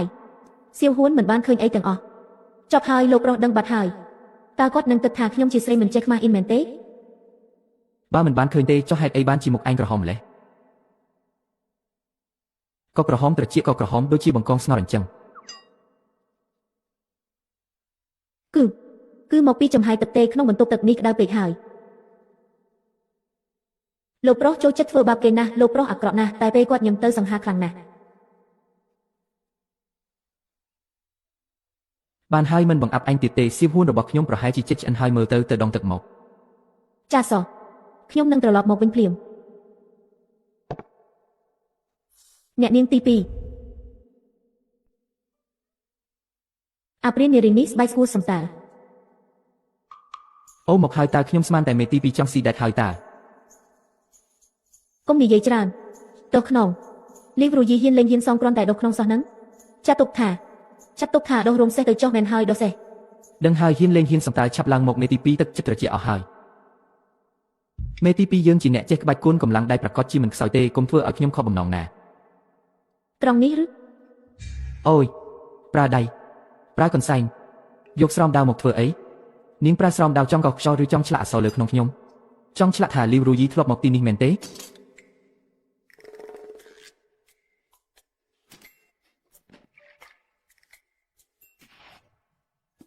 នៃអញធ្វើអីហ្នឹងអញដុសខ្នងឬក៏ចង់សក់ស្បែកខ្ញុំហ្នឹងស្បែកខ្ញុំខ្ចីណាស់ទ្រាំនឹងការដុសរបស់អញមិនបានទេក្នុងបន្តិចទៅថាខ្លាំងមែនទេអញ្ចឹងធ្វើខ្លួនអញទៅខ្ញុំលែងបំរើហើយ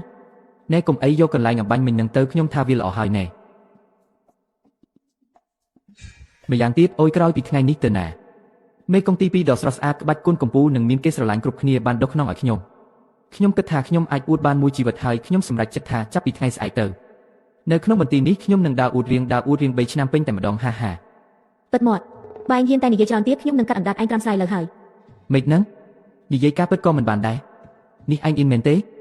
ខ្ញុំមិនទាំងខ្លាចឯងឃើញរាងកាយខ្ញុំផងឯងខ្លាចអីឯងមេកុំទី2នេះឯងចង់ក្រឡាស់សម្ដីមែនទេខ្ញុំប្រាប់ឯងចុះរឿងនេះ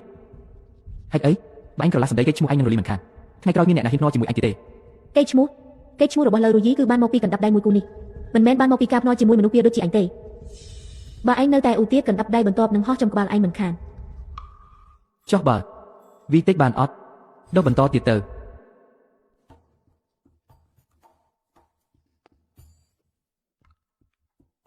រឿងខ្លះបើចង់ទប់ទល់នឹងស្រីកាចគឺត្រូវតែមុខក្រាស់មិនខ្លាចស្លាប់បែបនឹងឯងអូយចាំបន្តិចមិនក៏ដៃនាងត្រជាក់ម្លេះប៉ះខ្នងខ្ញុំឡើងព្រឺសម្បូរតែស្រួលម្យ៉ាងដែរតើអាមនុស្សឥតខ្មាស់ថោកទាបអាព្រាននារីខ្ញុំហួលលីវរ៉ូមួយជីវិតនេះមិនដែលបំរើអ្នកណាឡើយតែក្នុងអាម្នាក់នេះហាត់បានល្អណាស់សាច់ដុំមើលទៅក៏សំភ្នែកដែរហេខ្ញុំកំពុងគិតស្អីហ្នឹងអូយស្រួលណាស់តែបើពេលនេះបានញ៉ាំទំពាំងបាយជូរត្រជាក់ទៀតប្រហែលជាអែមខ្លាំងណាស់ហើយបើមានអ្នកបញ្ចុកដល់មាត់ទៀតនោះគឺលើសពីឋានសួគ៌ក៏ទៅទៀត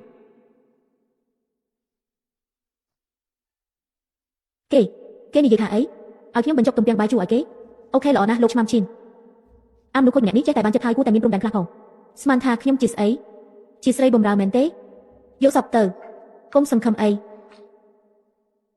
សំហេតុផលតើខ្ញុំនិយាយថាជាសេវាកម្មដុសខ្លួនតើខ្ញុំមិនបាននិយាយថាសេវាកម្មដុសខ្លួនមានតែការដុសខ្លួនមួយមុខឯណាឥឡូវខ្ញុំមិនទាន់ចេញពីធុងទឹកផងអីចឹងសេវាកម្មនេះមិនទាន់ចប់ទេមែនអត់ បានហើយលីយាចាំទុកថ្ងៃនេះឲ្យច្បាស់ទៅណែស៊ីទៅស៊ីឲ្យឆ្អែតស្លាប់ទៅ បញ្ចុកខ្ញុំមក ស៊ីឬមិនស៊ី ស៊ីតើឲ្យមកហើយមើលមុំនេះពន្លឺនេះបរិយាកាសនេះបងថ្លៃម្នាក់នេះពេលខាងមិនក៏មើលទៅតាក់ទាញជាងពេលសាច់ទៅទៀតមិនបានទេបើមើលទៀតច្បាស់ជាមានរឿងធំមិនខានក្រាបទូព្រះអង្គ អាឡៃយ៉ូនេះបើគុំតែវាខូចហើយថោកទៀតពេកតាមពិតទៅវាក៏មិនអន់ដែរ មិនមែនចេះតែនិយាយទេផ្លែទំពាំងបាយជូរដែលបងថ្លៃបញ្ចុករសជាតិពិតជាប្លែកមែនធម្មតាទេតែបើបងថ្លៃឲ្យបងថាបងប្រុសមួយម៉ាត់ទៀតនោះពិតជាល្អឥតខ្ចោះតែម្ដង ឯងយកសពទៅស៊ីខ្លួនឯងទៅ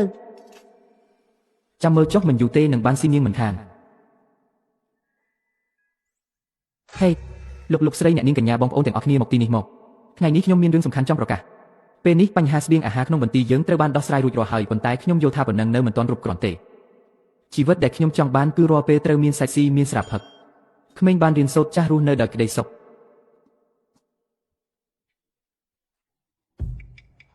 ប៉ុន្តែជីវិតបែបនេះបើពឹងលើមនុស្សម្នាក់គ្រាន់តែការខិតខំរបស់មនុស្សពីរបីនាក់គឺវាមិនគ្រប់គ្រាន់ទេយើងត្រូវការអ្នកទាំងអស់គ្នានៅទីនេះរួមកម្លាំងសាមគ្គីគ្នាទើបយើងអាចសម្រេចគោលដៅនេះបានទាំងអស់គ្នាអញ្ចឹងហើយទើបខ្ញុំបានបង្កើតប្រព័ន្ធវិតម្លៃក្ភេនេះឡើង ស្អីគេហ្នឹង នេះជាស្អីក្ភេស្អីគេស្អីហ្នឹងអាក្ភេហ្នឹងជាស្អីទៅល្អណាស់សំណួរល្អណាស់ចាំតែពាក្យហ្នឹងទេមកនេះអ្វីដែលហៅថាក្ភេគឺការកំណត់គោលដៅការងារបំពេញការងារឲ្យសម្រេចហើយទទួលបានរង្វាន់លើកទឹកចិត្តឧទាហរណ៍ដូចជាអ្នកទាំងអស់គ្នាអញ្ចឹងមិនថាធ្វើការអ្វីឲ្យភូមិយើងទេមិនថាធ្វើការធ្ងន់លាងផ្លែឈើឬក៏បោះសម្អាតក្រៅសេះរាល់ការងារទាំងអស់នឹងត្រូវកត់ត្រាជាពិន្ទុហើយដល់ដាច់ខែយើងនឹងចែកលុយចែកអង្ករចែកសាច់ទៅតាមពិន្ទុដែលអ្នកធ្វើបាន លោកកូនប្រសាបើពួកយើងធ្វើការកាន់តែច្រើនគឺបានសាច់ញ៉ាំកាន់តែច្រើនមែនទេ ត្រូវហើយធ្វើច្រើនបានច្រើនធ្វើតិចបានតិចឧទាហរណ៍បើថ្ងៃនេះអញធ្វើការបាន5យាមយើងនឹងផ្ដល់បាយល្ងាចឲ្យហ្វ្រៃតែបើអញធ្វើការបាន6យាមភូមិនឹងថែមលុយឲ្យ10កាក់ទៀតជារង្វាន់ 10កាក់ហីពិតមែនណាហេបើខ្ញុំខំធ្វើការឲ្យច្រើននឹងបាន10កាក់ថែមទៀតលោកកូនប្រសាខ្ញុំអាចធ្វើបាន7យាមខ្ញុំធ្វើបាន8យាមខ្ញុំ10យាមលោកកូនប្រសាឲ្យតែមានការងារឲ្យខ្ញុំធ្វើដល់ងាប់ក៏ព្រមដែរ បានហើយមិនបាច់ដល់ថ្នាក់នឹងទេប៉ុន្តែនៅមានរឿងសំខាន់មួយទៀតដែលមិនអាចចោលបានគឺរបបលក់ស្ករគ្រាប់ផ្លែឈើក្នុងភូមិយើងមិនអាចបោះបង់បានទេរសៀលនេះខ្ញុំនឹងបើកបង្រៀនដោយផ្ទាល់នៅរោងជាងបើអ្នកណាខ្ជិះរៀនរសៀលនេះទៅជួបខ្ញុំនៅរោងជាងទៅរៀនចេះហើយពួកឯងអាចចេញរកស៊ីខ្លួនឯងបានចំណូលទាំងអស់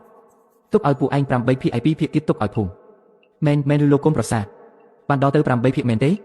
រឿងបែបនេះពីមុនមកខ្ញុំមិនដែលហ៊ានសំបីតែយកសឹកផងកូនខ្ញុំទាំង3នាក់ចាប់ពីពេលនេះទៅមានបាយហូបរាល់ថ្ងៃហើយមែនទេ លោកកូនប្រសាមែនឬចាស់ខ្ញុំក៏អាចរកលុយដោយខ្លួនឯងបានដែរមែនទេ ខ្ញុំក៏ចង់រៀនខ្ញុំចង់រកលុយដែរបានឲ្យតែខំធ្វើគឺបានទាំងអស់ខ្ញុំលីអ៊ីសូមស្បោះនៅទីនេះឲ្យតែអ្នករាល់គ្នាខំប្រឹងធ្វើការជាមួយខ្ញុំក្នុងរយៈពេល3ខែខ្ញុំនឹងធ្វើឲ្យតបាយរបស់អ្នករាល់គ្នាមានសាច់ហូបរាល់ពេលតែម្ដងយើងក៏ចេះបាញ់ធ្នូដែរវាឲ្យខ្ទេចខ្ទីតែម្ដងយកស្រាមកជូនពរឲ្យអ្នកទាំងអស់គ្នាមានសាច់ញ៉ាំរាល់ពេលលើក្រោយទៅរៀននៅសាលាម៉ែថាបើគម្រាមគាត់នឹងដណ្ដឹងប្រពន្ធឲ្យពួកយើងមានសាច់ញ៉ាំហើយ អូយរកលុយបានហើយចាំមើលទៅវិញប្រាប់អាប្តីចម្លែកនោះថាខ្ញុំមិនបាច់ពឹងពីទេ មានសាច់ញ៉ាំហើយមានសាច់ញ៉ាំហើយមេភូមិហៅឃើញទេលោកម្ចាស់គូគឺជាអ្នកមានគុណរបស់ភូមិចិនយើងលោកអាចសម្រាប់ឲ្យបានស្ងប់នៅឯសុខភាពចុះ អ្នកនាងឃើញទេអ្នកគ្រប់គ្នាសប្បាយចិត្តណាស់លោកម្ចាស់ពិតជាពូកែមែនលោកតារងយំហើយក្មេងក៏នាំគ្នាសាច់សប្បាយដែរប្រកាសណាស់ស្វាមីខ្ញុំគឺអស្ចារ្យបំផុតហើយគ្រាន់តែពូកែខាងនិយាយតែប៉ុណ្ណោះ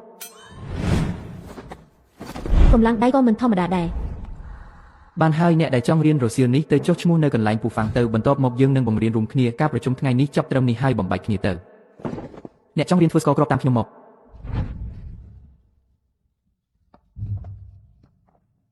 ម៉ែលោកម្ចាស់ថាមានសាច់ញ៉ាំរាល់ពេលអញ្ចឹងពួកយើងក៏អាចនាងល្ងងមានសាច់ញ៉ាំវាអស្ចារ្យអីទៅលោកម្ចាស់នឹងមានអីល្អទៅមិនប្រកាសថាថ្ងៃណាមួយមានរឿងអីកើតឡើងទេហាចុះវាតាក់ទងអីនឹងពួកយើងទៅ កូនស្រីម្នាក់នេះពិតជាខ្ជិះខ្ជាយសម្រាប់មែន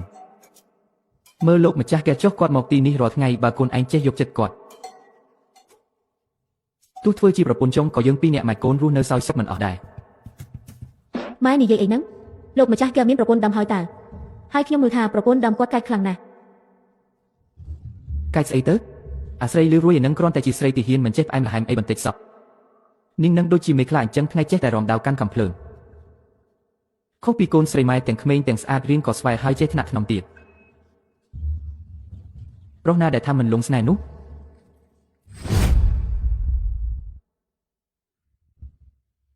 ល្មងមែនភ្នែកលោកម្ចាស់យាយ៉ានដូចជាគ្មានខ្ញុំសោះល្មងមែនត្រូវចេះផ្ដើមមុនខ្លះទៅចាប់ពីថ្ងៃស្អែកទៅឯងត្រូវយកអាហារពេលព្រឹកទៅឲ្យលោកម្ចាស់យាយ៉ានរាល់ថ្ងៃបន្ទាប់មកសួរនំគាត់ខ្លះទៅសួរនំសុខទុក្ខគាត់ឲ្យបានច្រើនដល់ពេលហ្នឹងចាំម៉ែបង្រៀនក្បាច់ឲ្យឯងខ្លះលោកម្ចាស់យាយ៉ានច្បាស់ជាមើលមកឯងក្នុងក្រសែភ្នែកផ្សេងមិនខាន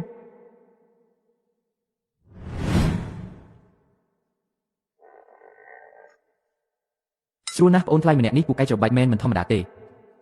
មានអារម្មណ៍ថាស្រឡះខ្លួនខ្លាំងណាស់ដូចជាមានកម្លាំងពេញខ្លួនតែម្ដងឈៀវហ៊ុនមានការអីមែនទេលោកម្ចាស់បន្តិចទៀតអញបោសសម្អាតបន្ទប់ឲ្យស្អាតរួចយកគំនូរនៅក្បាលក្រែនឹងទុកដាក់ឲ្យស្រួលបួលហើយយកទៅចាក់សោក្នុងថតទៅនៅបន្ទប់អានសៀវភៅរបស់ខ្ញុំឬទេចាខ្ញុំដឹងហើយលោកម្ចាស់ទុកចិត្តលើខ្ញុំចុះលោកម្ចាស់ឆាប់យកគំនូរនោះទៅលាក់ទុកឲ្យស្រួលទៅបើឲ្យនាងលីវរូអ៊ីឃើញគំនូរនឹងច្បាស់ជាមានរឿងមិនខានទេ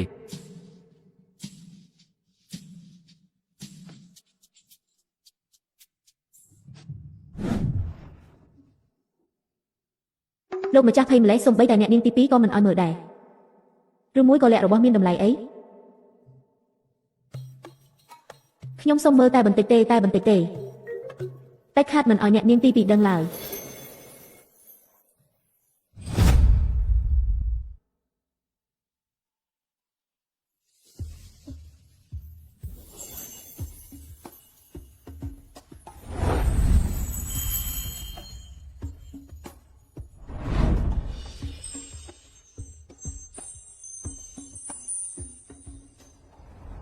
ហាត់យូរហើយតែនៅច្រៀងមិនទាន់បានល្អទៀតធ្វើឲ្យខូចអត្ថន័យបទចម្រៀងអស់ហើយមកពីអ្នកនាងស៊ុយមកតឹងតែងនឹងខ្លួនឯងពេកទេដឹងសំនៀងមិញនេះសំបីតែបងប្អូនក្នុងក្រុមដែលពូកែខាងនឹងក៏មិនអាចប្រៀបបានដែរតែទោះជាយ៉ាងណាក៏ដោយក៏នៅតែមិនអាចប្រៀបនឹងបងស្រីរកឈីងបានដែរមិនមែនអញ្ចឹងទេអូមែនហើយប៉ុន្មានថ្ងៃមុនខ្ញុំបានឲ្យគេគូររូបខ្ញុំមួយផ្ទាំងបងស្រីនៅទីនេះល្មមជួយមើលឲ្យខ្ញុំបន្តិចមកសៀវឈុយយកផ្ទាំងគំនូររបស់ខ្ញុំមកនេះមកចាស់សអ្នកនាងមកហើយនេះជានរណាអ្នកនាងខ្ញុំដូចជាយកគំនូរក៏ហើយចាំខ្ញុំយកទៅបដូរវិញឥឡូវនេះចាំសិនទុកគំនូរនេះនៅទីនេះហើយសៀវជួយអញថយចេញទៅសិនទៅចាស់សអ្នកនាងគំនូរនេះពិតជាចម្លែកមែនច្បាស់ជាគូលើក្រដាសសោះតែនារីក្នុងគំនូរនេះហាក់ដូចជាចង់ដើរចេញមកអញ្ចឹងនេះប្រកាសជាបច្ចេកទេសគូថ្មីហើយមិនដឹងថាជាស្នាដៃអ្នកណាទេធ្វើដៃគំនូររបស់ម្នាក់នេះប្រហែលជាខ្លាំងជាងខ្ញុំឆ្ងាយណាស់តើក្មេងរកពីស្មកពីណាហ៊ានមកគូវាសលើគំនូរបែបនេះលីអ៊ីកុំឲ្យយើងជួបអញឲ្យសោះគឺជាបរិសុទ្ធដែលសរសេរទំនុកច្រៀងដ៏ពីរោះនោះស៊ុយមកតើគំនូរនេះជាស្នាដៃអ្នកណាឆាប់ឡើងឆាប់នាំខ្ញុំទៅទីគេឡា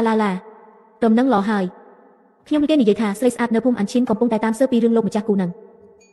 បើទោះតែស្រីបែបហ្នឹងក៏គេចង់បានដែរបើយើងមិនប្រញាប់ទេគឺហួសពេលហើយកុំបារម្ភអីអាម៉ៅវាប្រាប់ខ្ញុំហើយពេលខ្ញុំញ៉ាំគឺដូចជាកញ្ជ្រោងបិសាចមកចាប់ជាតិអញ្ចឹង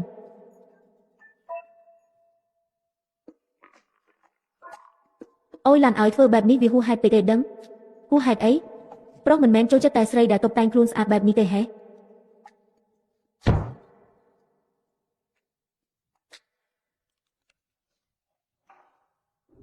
នេះជាថ្នាំពិសេសខ្ញុំទិញអស់100វៀនឯណោះហៅថាទឹកអប់ឬហ៊ួនឯងយកវាទៅបើលោកម្ចាស់គោមិនចប់អន្ទាក់ទេឯងប្រើអានឹងទៅ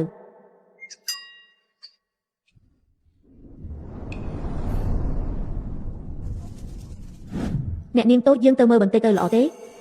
នាងសុយឡាននឹងមើលទៅមិនស្រួលសោះប្រញាប់ទៅណាខ្ញុំខ្លាចលោកគោចុះបើមានរឿងអីទៅបើគាត់ហ៊ានចាប់អារម្មណ៍មនុស្សស្រីបែបហ្នឹងកុំថាខ្ញុំមិនដឹងខ្ញុំនឹងខ្វេះភ្នែកគាត់ចេញចុះបើអញ្ចឹងយើងទៅមើលបន្តិចទៅ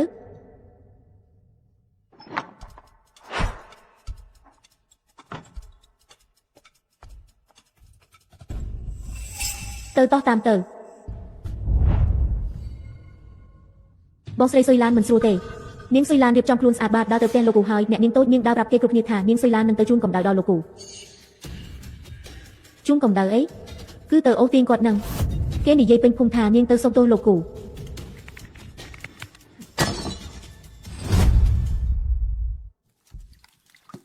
ការរំងាស់ស្គាល់អ្វីដែលសំខាន់បំផុតគឺត្រូវប្រាប់រឿងតិចហើយត្រូវគោវាឲ្យជាប់ដៃនៃហ្វាំងស៊ូលោកជាហើយមែនទេសាកបង្ហាញឲ្យគ្រប់គ្នាបានឃើញបន្តិចមើលអូ បាទចាំខ្ញុំសាកមើល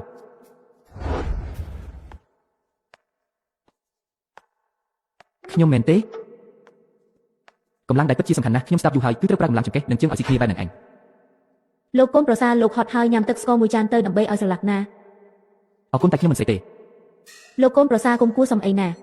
ខ្ញុំមិនស្រេកមែនតើ នេះជាទឹកស្ករដែលជួយឡានប្រើទឹកសន្សំដំបងនាពេលព្រលឹមរងាស់ជូនលោកណាសុំទោសចាំជួយឡានជូតឲ្យលោកកូនប្រសារចាំខ្ញុំជូតឲ្យ មិនបាច់ទេមិនបាច់ពិតមែនទេឈប់ទៅ អូយធ្វើមកណា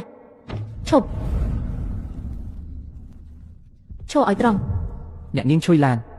បើមិនស្រួលខ្លួនទេប្រញាប់ទៅសម្រាប់ទៅត្រូវហើយចាំខ្ញុំអ្នកមើលថែលោកប្តីខ្ញុំបានរំញ៉ាំស៊ុបសណ្តែកខ្ញុំទុកឲ្យលោកនៅក្នុងផ្ទះបាយកុំភ្លេចទៅញ៉ាំណា ឲ្យមកចុះទិដ្ឋភាពនេះជាតិមុនធ្វើការដោយគោត្រូវមានស្រីជាឡើងចំអត់ភូមិជាតិនឹងបែរជាបានមកធ្វើជាពេលមេភូមិចុះមានស្រីស្អាតដល់ទៅវិញអ្នកមកបណ្ដាំគ្នាទៀតមានអ្នកការពីទៀតអូយអារម្មណ៍នេះវាពិតជាលយខ្លាំងណាស់តែថាមិនក៏មានអារម្មណ៍ថាត្រជាក់អញ្ចឹងកុំលេះ ហុកខ្ញុំគ្រាន់តែចង់យកទឹកបង្អែមមកឲ្យលោកប្តីតែប៉ុណ្ណោះតើឯងកំពុងកាន់ស្អីនៅក្នុងដៃហ្នឹងអត់មានអីទេគ្រាន់តែជាកន្សែងជូតមកតើកញ្ចក់ក្រអូបសោះជាកញ្ចក់ក្រអូបប៉ាក់ការពណ៌ក្រហមថែមទាំងមានប៉ាក់រូបកូនទីអាក្រក់មួយទៀតផងវាជារូបសត្វខ្ញានទេមិនមែនទីឯណាខ្ញុំខំដេប៉ាក់អស់3ថ្ងៃ3យប់ឯណោះចប់ហើយផ្លត់មាត់បាត់កញ្ចក់ក្រអូបរូបខ្ញាន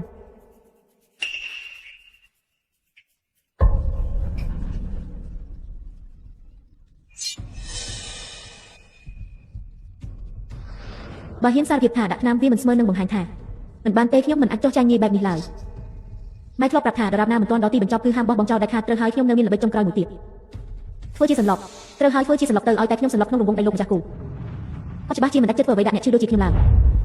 នាងស្រីឌីឡានទង្វើរបស់នាងនៅថ្ងៃនេះពិតជាមិនសមរម្យតតែសោះនៅក្នុងភូមិព្រៃនេះមិនអនុញ្ញាតឲ្យមានចរិតមារយាទថោកទាបបែបនេះឡើយហើយក៏រត់តែមិនអាចទទួលយកបាននៅទង្វើមិនច្បាស់លាស់បែបនេះដែរខ្ញុំគ្រាន់តែចង់ល្អចំពោះលោកម្ចាស់គូប៉ុណ្ណោះឃើញគាត់ខំប្រឹងដើម្បីពុំគ្រឹះខ្លាំងពេកខ្ញុំគ្រាន់តែចង់បារម្ភនឹងអាណិតលោកម្ចាស់គូប៉ុណ្ណោះលោកម្ចាស់ធំលោកម្ចាស់ទី2ឲ្យភីឡានម្នាក់នេះពិតជាមានវាសនាកំសត់ណាស់ នាងនៅក្មេងៗមិនទាន់ដឹងអីទេមកពីនាងគោរពស្រឡាញ់លោកម្ចាស់គូខាងពេកអ្នករាល់គ្នាកុំធ្វើឲ្យនាងភ័យខ្លាចអីណាប្អូនទី2អញពិតជាប្រដៅកូនមិនបានល្អមែន សុយឡានហ៊ានលួងលោមប្តីគេផងហ្នឹងថ្ងៃនេះនាងធ្វើរឿងហួសហេតុពេកហើយត្រូវតែផ្ដល់មេរៀនឲ្យនាងខ្លះទៅបាន មេរៀនស្អីទៅពួកយើងគ្រាន់តែចង់រស់នៅឲ្យបានស្រួលតែប៉ុណ្ណោះមែនហើយរឿងដែលសុយឡានធ្វើគឺខ្ញុំជាអ្នកបញ្ជាខ្ញុំនឹងហើយជាមនុស្សអាក្រក់តែក្នុងសម័យច្របូកច្របល់បែបនេះតើមានអ្នកណាធានាថាថ្ងៃស្អែកមិនដាច់ពោះស្លាប់ពួកយើងជាកូនកំព្រាមេម៉ាយតើអាចពឹងអ្នកណាបានទៅបានហើយរូអ៊ីទម្លាក់ដាវចុះទៅអ្នកមីងទី2សុយឡានតាមខ្ញុំមកភរិយារូអ៊ីសៀវហ៊ួនពួកឯងក៏មកដែរមក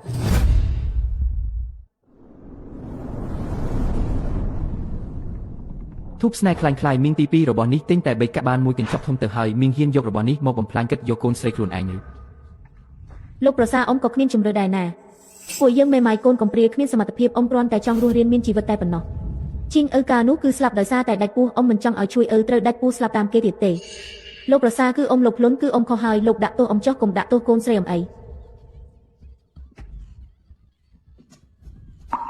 ក្រោកឡើងទៅមីងទី2ជួយឡានអ្វីដែលអ្នកទាំងពីរនិយាយខ្ញុំអាចយល់បានប៉ុន្តែអ្នកត្រូវដឹងថានៅលើโลกនេះមានមនុស្សជាច្រើនដែលគ្មានបាយហូបមនុស្សជាច្រើនហ៊ានធ្វើគ្រប់យ៉ាងដើម្បីតែក្រពះមុនពេលខ្ញុំមកដល់ភូមិនេះខ្ញុំក៏ស្ទើរតែត្រូវគេចងប់សម្លាប់ទៅហើយពួកឯងធ្វើដើម្បីក្រពះខ្ញុំយល់តែខ្ញុំមិនយល់ស្របទេរឿងនេះពួកឯងធ្វើខុសពីចំណុចទី1ជួយឡាននាងមើលងាយខ្លួនឯងពេកហើយនាងជាមនុស្សមិនមែនជាទំនិញទេយកខ្លួនទៅដូរយកបាយហូបបែបនេះផ្លូវនេះដើរមិនបានយូរទេហើយក៏គ្មានគិតយូរដែរទី2អឺសានអញពិតជាមើលស្រាលលីយីខ្ញុំនេះពេកហើយព្រមទាំងភូមិគ្រឹះទាំងមូលផងដែរដែលខ្ញុំបង្កើតប្រព័ន្ធពិន្ទុការងារនេះគឺចង់ឲ្យគ្រប់គ្នាមានផ្លូវត្រឹមត្រូវមួយដើម្បីចិញ្ចឹមជីវិតខ្លួនឯងបើពួកឯងពិតជាចង់រស់ស្រួលមែនត្រូវខំរៀនជំនាញរកពិន្ទុមិនមែនគិតតែពីរឿងផ្លូវកាត់បែបនេះទេ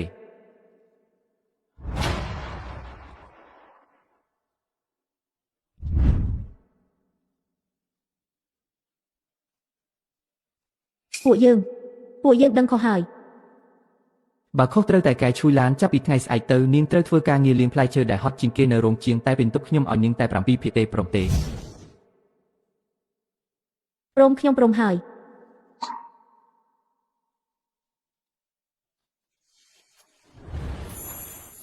ក្នុងរយៈពេល1ខែទៀតបើអញធ្វើបានល្អយើងនឹងបង្រៀនអញពីរបៀបធ្វើទឹកស្ករដោយផ្ទាល់ចាប់ពីថ្ងៃស្អែកទៅយើងនឹងដាក់ទោសអញឲ្យបោះសម្អាតបង្គន់ទូទាំងភូមិប្រាក់ឈ្នួលយើងនៅតែឲ្យធម្មតាតែបើមានកន្លែងណាមិនស្អាតយើងនឹងកាត់ប្រាក់ឈ្នួលអញទ្វេដងអរគុណអ្នកប្រុសខ្លាំងណាស់ទៅចុះ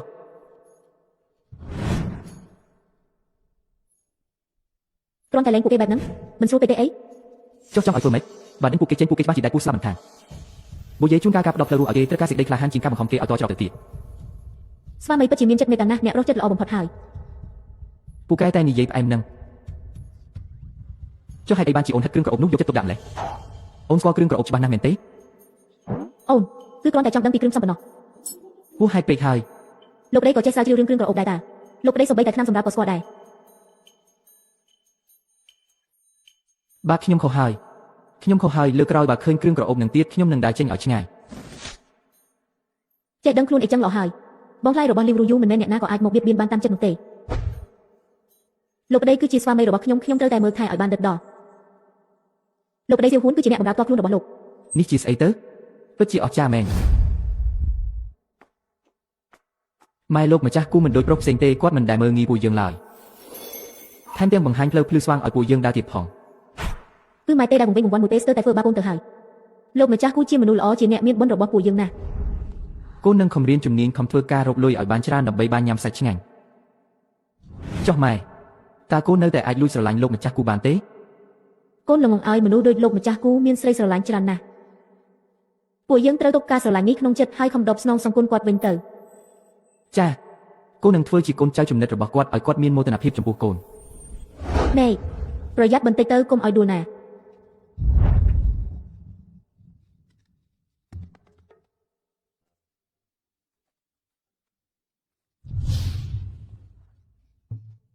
លីវសៀវហ៊ូ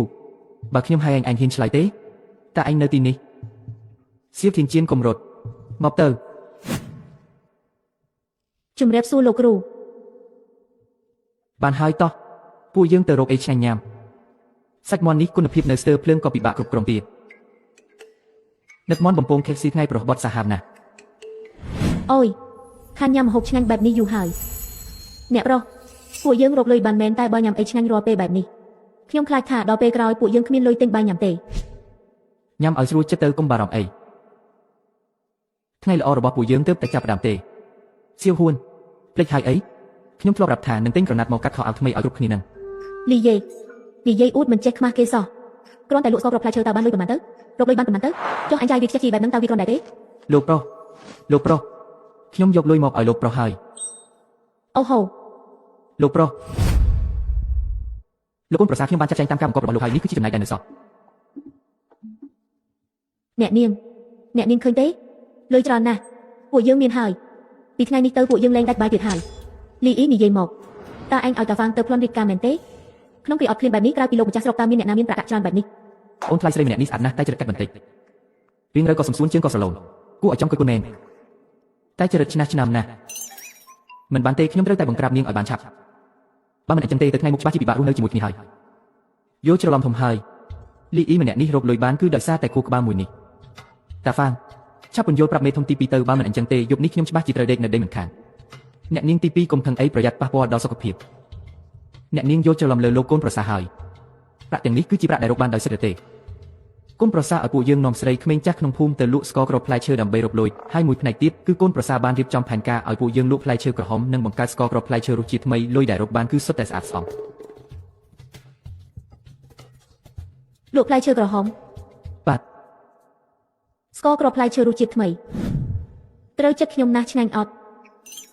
មកពូខ្វាងប្រាប់មេធំទាំងពីរឲ្យច្បាស់មើលថាពួកយើងកំចាត់ពួកអាអ្នកចម្លងតាមយើងដោយរបៀបណាបាត់បានតើ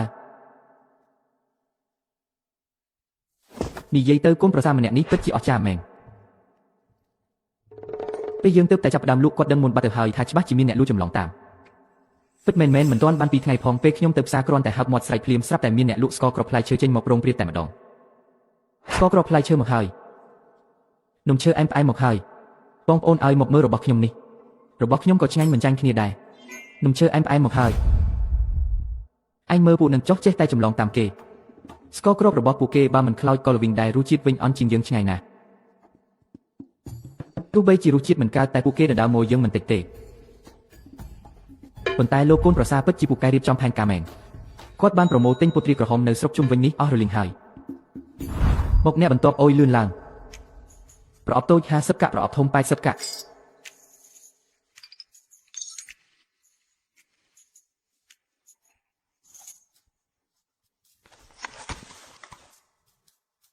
ពួកដែលចម្លងតាមយើងនឹងគ្មានវត្ថុធាតុដើមទេពួកគេត្រូវតែមកទិញពុទ្រាក្រហមនៅហាងត្រកូលលីវយើង តែពួកគេមិនហ៊ានមកទេខ្លាចយើងចំណាំមុខបានមានតែពឹងអ្នកផ្សេងឲ្យមកទិញជំនួសប៉ុណ្ណោះអញ្ចឹងហើយបានជាថាលោកកូនប្រសាពិតជាបងធំពិតជាទីដឹងដោយទេវតាមែនណាទិញរបស់ទាំងនេះក្នុងតម្លៃថោករួចហើយលក់ចេញវិញក្នុងតម្លៃខ្ពស់រកលុយបានស្រួលជាងលក់ស្ករគ្រាប់ផ្លែឈើទៅទៀតពួកឯងថាល្បិចនេះអស់ចោលហ្នឹងហាងលក់ដូរត្រកូលលីវត្រូវហើយគឺត្រកូលលីវនឹងឯងខ្ញុំចំណាយប្រាក់បន្តិចបន្តួចដើម្បីរៀបចំហាងតូចមួយចំនួនឥឡូវនេះខ្ញុំគឺជាម្ចាស់ហាងលក់ដូរត្រកូលលីវអ្នកទាំងអស់គ្នានៅទីនេះរួមទាំងពូហ្វាំងផងដែរហើយនឹងអ្នកភូមិដែលធ្លាប់ជួយចេញលុយចេញកម្លាំងដែលជាបងប្អូនដែលយើងទុកចិត្តបានទាំងអស់សុទ្ធតែជាម្ចាស់ភាគហ៊ុនរបស់ហាងត្រកូលលីវទាំងអស់ទៅថ្ងៃមុខនឹងមានចែកភាគលីប100ឆ្នាំតែម្ដងមេធំអ្នកប្រហែលជាមិនដឹងទេលោកម្ចាស់គូបានប្រាប់ថាឲ្យតែអ្នកណាដែលមិនធ្លាប់ធ្វើបាបអ្នកពីមុនមកគាត់នឹងនាំពួកគេរកលុយឲ្យបានច្រើនទាំងអស់គ្នាឥឡូវនេះគ្រប់ផ្ទះក្នុងភូមិទាំងអស់សុទ្ធតែដឹងគុណអ្នកនឹងលោកម្ចាស់គូខ្លាំងណាស់ណា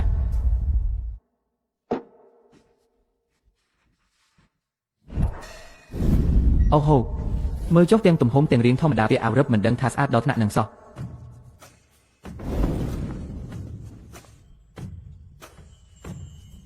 មើលចង្កេះមើលជើងគេចុះអីមកដឹងបាត់ហើយថាក្មេងម្នាក់នេះមិនធម្មតាទេស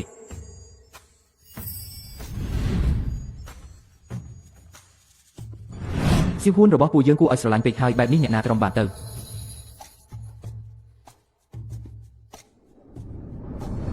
ល្អណាស់ល្អខ្លាំងណាស់តើទេពអប្សរមកពីណាបានជាស្អាតម្ល៉េះអរគុណស្វាមីដែលចំណាយច្រើនបែបនេះកាដូថ្លៃថ្នូរយ៉ាងនេះគ្រូអ៊ីពិតជាមិនហ៊ានទទួលទេអរគុណបងថ្លៃសៀវហ៊ួនចូលចិត្តខ្លាំងណាស់អរគុណហើយបើគ្រាន់តែអរគុណតាមមាត់បែបហ្នឹងវាមិនស្រាប់ពេកទេអីអីចឹងសៀវហ៊ួនសំពាអរគុណលោកប្រុសមួយទៅអូយមិនបាច់សំពាអីទេណែសៀវហ៊ួនមកនេះមកយកអុយចឹងចុះសៀវហ៊ួនចាំខ្ញុំបង្រៀនអញពីរបៀបអរគុណដែលថ្លៃថ្នូរបំផុតនៅស្រុកកំណើតខ្ញុំយកព្រមទេចាសោះ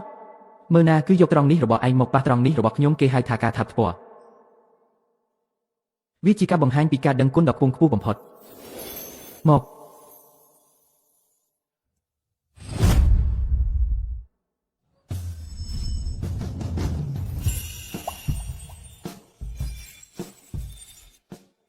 សៀវហ៊ួនរបស់យើងរៀនឆាប់ចេះដល់ហើយបងពិតជាពេញចិត្តនឹងកាដូអរគុណនេះខ្លាំងណាស់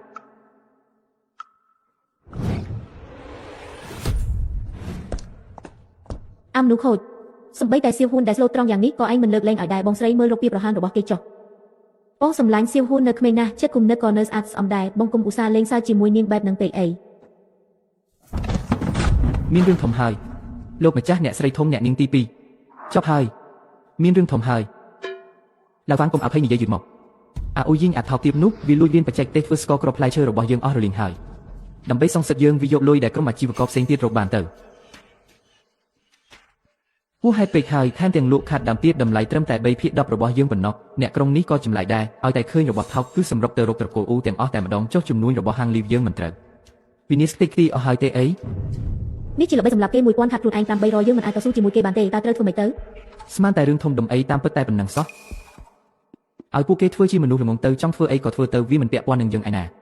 ម្យ៉ាងទៀតការប្រកួតតម្លៃនិងការលួចចម្លងវាគ្រាន់តែជាដំណាក់កាលដំបូងនៃជំនួយប៉ុណ្ណោះខ្ញុំគិតទុកមុនបាត់ទៅហើយលោកដីលោកមាននយោបាយហើយមែនទេ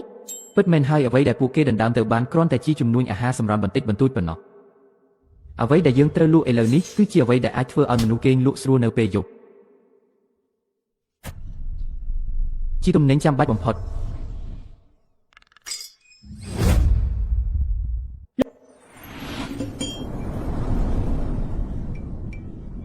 លីយេមិនមែនឯងត្រូវធ្វើថ្នាំបាញ់មូទេអី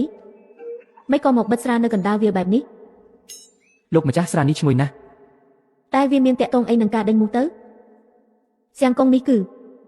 នេះគេហៅថាអាល់កុលជាគ្រឿងផ្សំសំខាន់សម្រាប់ធ្វើថ្នាំដេញមូចិត្តរួចរាល់ហើយលោកម្ចាស់ក្លិនវាធ្វើឲ្យខ្ញុំឃ្លានណាស់ដូចមានអីមកអូសទាញអញ្ចឹងសុំមួយមាត់មកហេតែមួយមាត់ទេណាខ្ញុំប្រាប់ឲ្យហើយអានឹងខ្លាំងណាស់កុំអីស្រាល្អណាស់ស្រាល្អមែនដឹងអញ្ចឹងមិនឲ្យអញផឹកទេបើផឹកតិចតួចក៏ស្រវឹងបែបនេះឥឡូវគ្មានអ្នកជួយធ្វើការធ្ងន់បាត់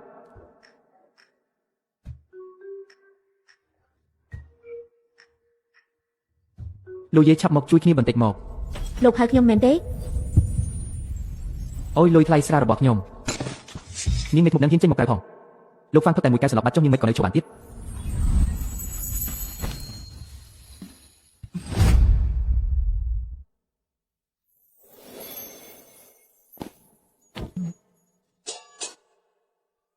សាងបាប់មែន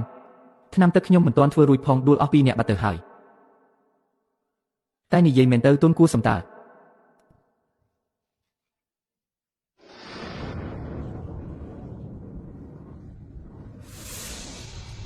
ណែអញឃើញស្អីហ្នឹង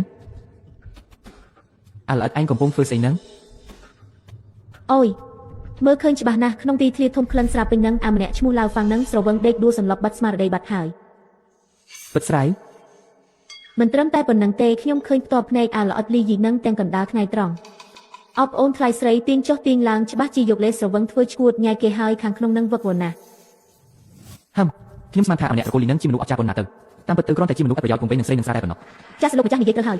វាប្រហែលជាមិនដឹងទេថាត្រកូលអង្គរបស់ខ្ញុំជាអ្នកជំនួញស្រាធំបំផុតនៅក្រុងអានឈីងនេះចង់មកលេងល្បែងនឹងជាមួយខ្ញុំមែនទេទៅប្រាប់គ្រប់គ្នាទៅចាប់ពីថ្ងៃស្អែកទៅរាល់តូបស្រានិងស្រាទាំងអស់របស់ត្រកូលយើងគឺទិញមួយថែមមួយខ្ញុំនឹងធ្វើឲ្យស្រារបស់វារលាយទាំងមិនទាន់បានបិទផងឲ្យមុខចំនួនរបស់វារលាយទាំងមិនទាន់បានចាប់ដើមពិតមែនហើយលោកម្ចាស់លេងវាឲ្យងាប់តែម្ដងទៅ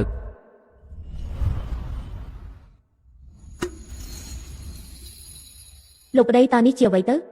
ក្រអូបម្លេះមិនកាត់ទេគ្រឿងក្រអូបនៅតែច្រើនពេកលើកក្រោយត្រូវបន្ថយ1ភាគ3ទៀតមេធំទី2ជួយហុចដៃមកបន្តិចមកធ្វើអីហ្នឹងនេះជាផលិតផលសាកល្បងទេមិនដឹងថាវាប្រើបានឬអត់ឬក៏ធ្វើឲ្យមកស្បែកនោះទេគ្មានអ្នកណាដឹងឡើយរឿងគ្រោះថ្នាក់បែបនេះតើអ្នកចិត្តឲ្យមេធំឬក៏នាងតូចសៀវហ៊ូនមកសាកល្បងដែរឬលោកប្តីឲ្យខ្ញុំធ្វើចុះសៀវហ៊ូនមិនខ្លាចទេឲ្យសៀវហ៊ូនសាកទៅ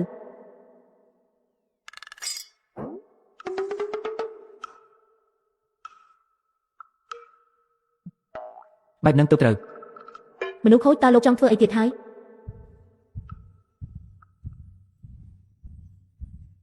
យ៉ាងមិនដែរនៅមានទៀតទេលេងរមាស់ហើយត្រជាក់ស្រួលណាស់មិននឹកស្មានថារបស់នេះមានប្រសិទ្ធភាពអស្ចារ្យបែបនេះសោះពិតណាស់អូនសម្លាញ់មកនេះមកបង្លៀបឲ្យអូនដែរអរគុណហើយបងតែអូនធ្វើខ្លួនឯងក៏បានដែរតាមពិតទៅរបស់នេះមានឈ្មោះថា Lipson វាមិនត្រឹមតែបាត់រមាស់ទេថែមទាំងអាចដេញមូសសត្វល្អិតបានទៀតផងលើកក្រោយបងនឹងថែមជាអង្កាមឬថ្នាំដេញមូសចូលក្នុងរូបមន្តនេះបន្ថែមទៀតដើម្បីឲ្យវាមានប្រសិទ្ធភាពជាងនេះហើយអូនសាកគិតមើលទៅបើបងបន្ថែមគ្រឿងក្រអូបកាត់បន្ថយក្លិនថ្នាំហើយថែមក្លិនផ្កាវិញនោះវានឹងក្លាយជារបស់ដែលស្រីប្រាថ្នាចង់បានបំផុតនោះគឺទឹកអប់ដែលជួយឲ្យខ្លួនមានក្លិនក្រអូបជាប់ជានិច្ចនឹងណា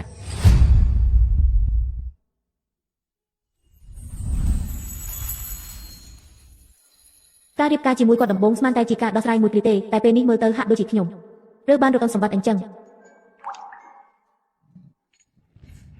នៅបន្តិចទៀតពួកឯងទៅទិញវត្ថុធាតុដើមធ្វើទឹកអប់តាមបញ្ជីនេះទៅរបស់នេះទិញទេលោកប្រសាតែមានរឿងមួយដែលខ្ញុំនៅឆ្ងល់ហាគឺលោកដាក់ឈ្មោះរបស់នេះថា Six God ស្ដាប់ទៅដូចទឹកមិនដេញខ្មោចនៅវត្តអញ្ចឹងឈ្មោះនេះស្ដាប់ទៅចម្លែកណាស់ Six God ម៉េច Six God ពីរោះតើមានបញ្ហាអី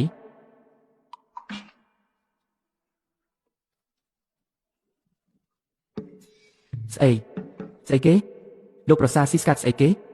អាចឆ្កែចោក10ក្បាលនឹងខ្ញុំស្គាល់តែអាមួយនេះមិនដែលលីសោះស្លាប់ហើយរំភើបពេកនិយាយពាក្យសម័យទំនើបចេញមកបាត់នៃរបស់ខ្ញុំគឺថារបស់នេះប្រមូលផ្ដុំដោយខ្លឹមសាររុក្ខជាតិទាំង6ទិសដូចជាមានទេវតាទាំង6អង្គតាមថែរក្សាអញ្ចឹងកុំចាត់អុកទ្រពចង្រៃដូចមានអាទិទេពជួយអញ្ចឹងហៅខ្លីថាទេវតាទាំង6អត្ថន័យជ្រាលជ្រៅណាស់មានបញ្ហាអីមែនទេលោកម្ចាស់ខ្ញុំយល់ពីហេតុផលហើយតែខ្ញុំនៅតែមានអារម្មណ៍ថាវាមិនសូវពីរោះសោះសៀវហ៊ួនសូម្បីតែនាងក៏ខ្ញុំថាហៅថាភីយ៉ានភីងទៅល្អឈ្មោះនេះល្អណាស់អ្នកនាងទីពីពិតជាចេះរើសឈ្មោះមែនរូអ៊ីស្ដាប់ទៅពីរោះហើយមានន័យល្អទៀតខ្ញុំក៏គិតអញ្ចឹងដែររូអ៊ីលូស្ដាប់ទៅពិតជាពីរោះមែនរូអ៊ីលូអូហូមិនដឹងថាពេលអ្នកនាងដាក់ឈ្មោះនេះតើមានបង្កប់នៃអ្វីផ្សេងទៀតដែរឬទេចង់ប្រើក៏ប្រើមិនប្រើក៏តាមចិត្តអូខេសំឡេងភាគច្រើនឈ្នះសម្រាប់ថាដាក់ឈ្មោះរូអ៊ីលូចុះមើលទៅអ្នកនាងទី2របស់យើងក៏ហាក់ដូចជាពេញចិត្តនឹងឈ្មោះនេះខ្លាំងណាស់ដែរញ៉ាំរបស់ឯងទៅ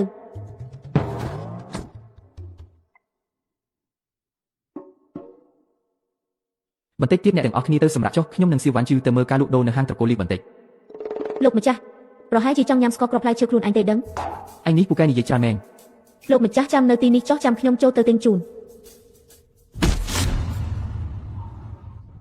លោកប្រុសអ្នកនាងកើតរឿងហើយលោកប្រុសបានហើយ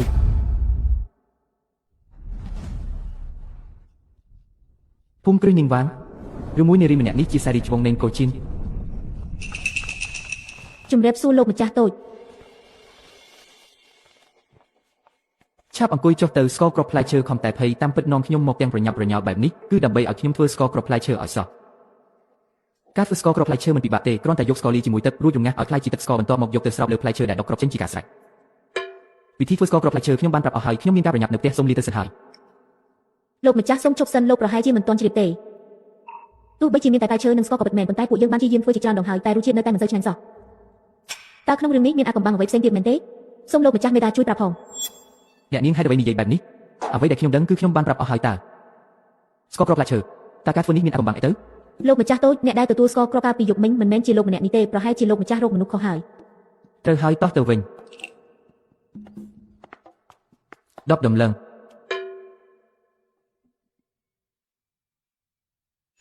អំបញ្ញមិញខ្ញុំពិតជាមានការឆ្កាមឆ្គងមែនបើមានកន្លែងណាខុសឆ្គងសូមបងប្រុសកុំប្រកាន់អីប្រាក់10ដំឡឹងនេះចាត់ទុកថាជាការសុំទោសបងប្រុសចុះលោកម្ចាស់តូចម្នាក់នេះក៏ជាមនុស្សចេះដឹងខុសត្រូវដែរតើលោកម្ចាស់តូចទោះបីជាវិធីធ្វើស្ករគ្រាប់នេះគ្មានអាកំបាំងក៏ដោយតែដោយសារលោកម្ចាស់តូចមានចិត្តចង់អញ្ជើញខ្ញុំថាខ្ញុំអាចធ្វើឲ្យមានរសជាតិដែលគ្រប់គ្នាពេញចិត្តបានឬអត់សាកល្បងបន្តិចក៏មិនខាតបង់អីដែរល្អ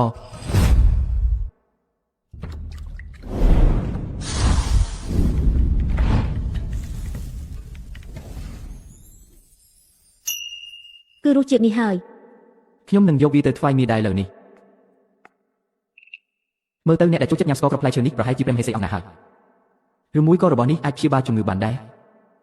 អរគុណលោកប្រុសខ្លាំងណាស់សម្រាប់ស្ករគ្រាប់ផ្លែឈើនេះសំណាងឲ្យបានស្ករគ្រាប់របស់លោកប្រុសទើបជំងឺរបស់ព្រះមហេសីបានធូរស្រាលខ្លះជំងឺរបស់ព្រះមហេសីសុំសួរមួយតើព្រះមហេសីមានអាការៈយ៉ាងម៉េចទៅគ្រូពេទ្យលួងថាជាជំងឺតឹងទ្រូងពិបាកចិត្តតែលេខខ្នាតកន្លះខែហើយនៅតែមិនចង់សោយហើយក៏សម្រានមិនលក់ទៀតមួយរយៈនេះព្រះកាយរបស់ទ្រង់ក៏កាន់តែស្គមទៅដែរជំងឺតឹងទ្រូងសោយមិនបានសម្រានមិនលក់កាន់តែស្លេកស្លាំងហើយញីនឹងគ្រុនក្តៅមែនទេនេះមិនមែនជាអាការៈមិនរំលាយអាហារទេអីឆាប់ទៅរៀបចំម្ហូបដែលព្រះជាយាចូលចិត្តសោយជាងគេមកក្រាបទូលព្រះអង្គម្ចាស់តូចនឹកស្មានមិនដល់សោះស្ករគ្រាប់ផ្លែឈើមួយដុំតូចនេះមានប្រសិទ្ធភាពអស្ចារ្យយ៉ាងនេះសូម្បីតែគ្រូពេទ្យលួងក៏អស់តម្រិះនឹងជំងឺតានតឹងក្នុងចិត្តនេះដែរតែបែរជាអាចជាសេះស្បើយភ្លាមលោកគ្រូពិតជាទេវតាមែនព្រះអង្គម្ចាស់តូចទោះបីជាផ្លែឈើក្រហមនិងស្ករគ្រាប់នេះអាចជួយបន្ធូរជំងឺតានតឹងក្នុងចិត្តបានខ្លះមែនតែវាមិនអាចព្យាបាលដល់រសល់នោះទេឬមួយក៏លោកគ្រូក៏ចេះពីវិធីព្យាបាលជំងឺតានតឹងក្នុងចិត្តនេះដែរចេះបន្តិចបន្តួចដែរគ្រាន់តែទិញស្ករគ្រាប់សោះក៏អាចធ្វើឲ្យបាត់មនុស្សម្នាក់ដែរអ្នកនាងទី2ខ្ញុំមិនបានតាំងចិត្តទេគ្រាន់តែចូលទៅបង់លុយមួយផ្លេតងាកមកវិញបាត់លោកប្រុសបាត់ទៅហើយអ្នកនាងទី2កុំអើភ័យអីសៀវហួនក៏មិនបានតាំងចិត្តដែរប្រហែលជាលោកប្រុសនឹកឃើញចង់ទៅណាមួយផ្លេតក៏លួចទៅបាត់ទៅ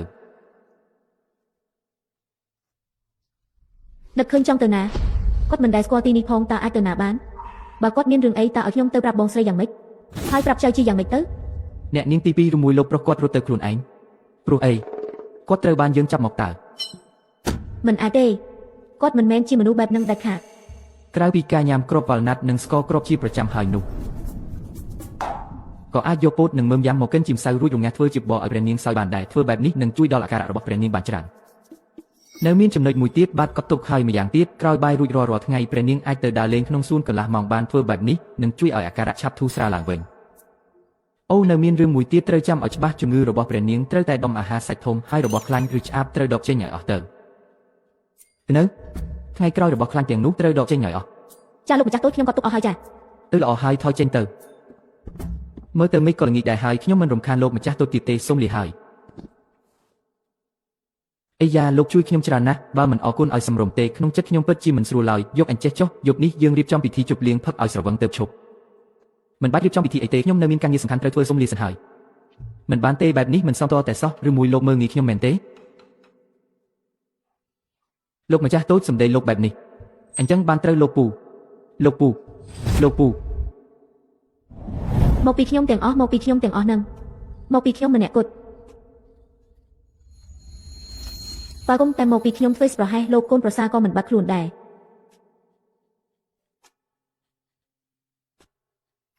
ថ្ងៃស្អែកជាថ្ងៃបុណ្យសែនព្រះខែជួបជុំគ្រួសារហើយតែមិនដឹងថាលោកកូនប្រសានៅឯណាទេបងស្រីឲ្យខ្ញុំនាំមនុស្សចុះទៅរកគាត់នៅយប់នេះទេមិនបាច់ទេឯងទៅសម្រាប់សិនទៅសៀវហួនពួកឯងក៏ទៅសម្រាប់ទាំងអស់គ្នាទៅ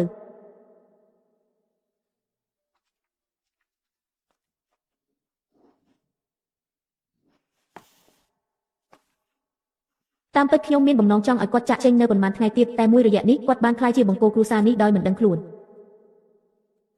តែចុងក្រោយវាប្រហែលជាគ្មានឱកាសទៀតទេ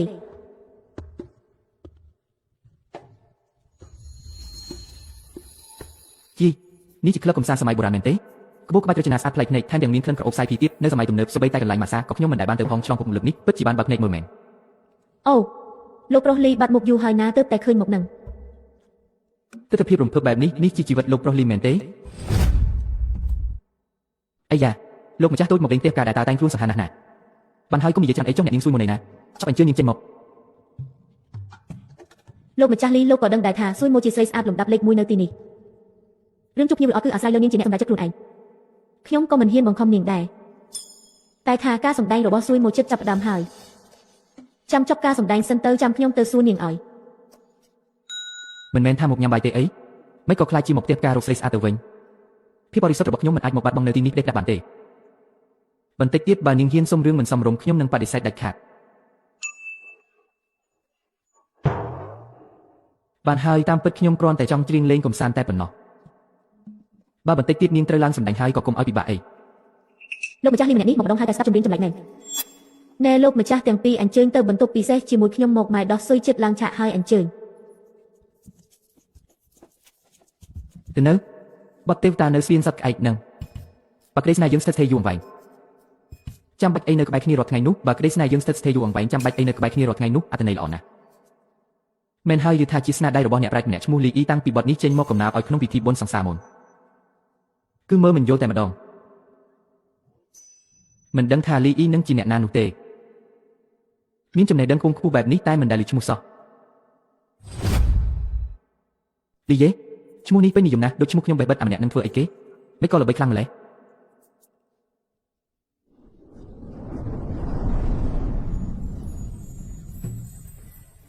បើខ្ញុំបានជួបលោកម្ចាស់លីផ្ទាល់ភ្នែកជាតិនឹងខ្ញុំអស់ចិត្តហើយស៊ុយម៉ូមនុស្សពូកែដូចគាត់ប្រកាសជាមិនមែនមនុស្សធម្មតាឡើយបើមាននិស័យគង់តែបានជួបគ្នាទេឥឡូវភ្ញៀវពេញហាងកំពុងចាំស្ដាប់ឯងច្រៀងកំណាព្យថ្មីនឹងហើយបងស្រីនិយាយត្រូវហើយគ្រាន់តែមិនដឹងថាលោកម្ចាស់លីពេញចិត្តនឹងការសម្ដែងរបស់ខ្ញុំឬអត់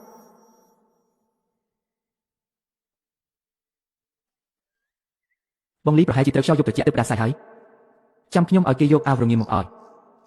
មិនបាច់ទេខ្ញុំថាប្រហែលជាមានស្រីស្អាតណាស់នឹកខ្ញុំហើយមើលទៅបងអញពូកែនិយាយលេងមែនតើប្រហែលជារូអ៊ីឬក៏ស៊ីហ៊ួននឹកខ្ញុំមែនទេមិនបានទេកន្លែងនេះមិនគួរនៅយូរឡើយត្រូវរកលេខគេចេញឲ្យលឿនទៅបានបងប្រុសលីកន្លែងនេះមើលទៅហាក់ដូចជាថ្លៃថ្នូរគួរសម្ដែងតើពិតមែនហើយសួនឈុនយីគឺជាកន្លែងកំសាន្តដ៏ល្បីបំផុតប្រចាំក្រុងនេះមិនមែនជាកន្លែងកំដរភ្ញៀវធម្មតាអាចប្រៀបផ្ទឹមបានឡើយជាពិសេសគឺស្រីស្អាតលំដាប់កំពូលកញ្ញាសឹងជួយម៉ូនាងមានទាំងសម្រស់និងសមត្ថភាពគ្មានពីរឡើយ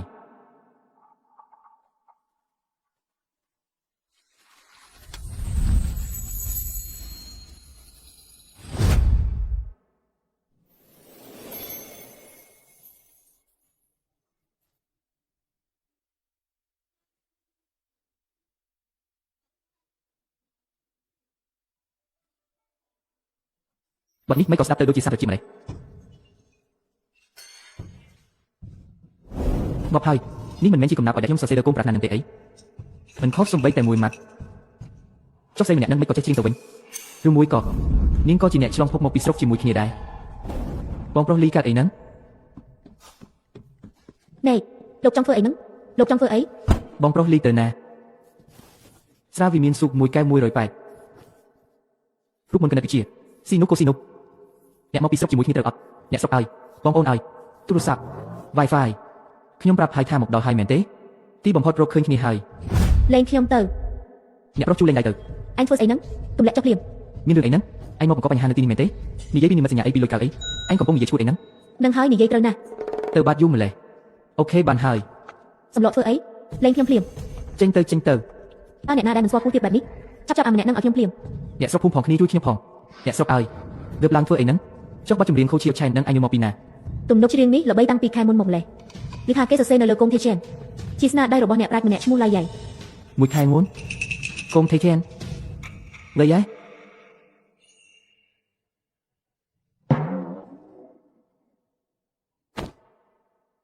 តាមពិតជាកុំថេជែនរបស់ជាវហ៊ួនសោះ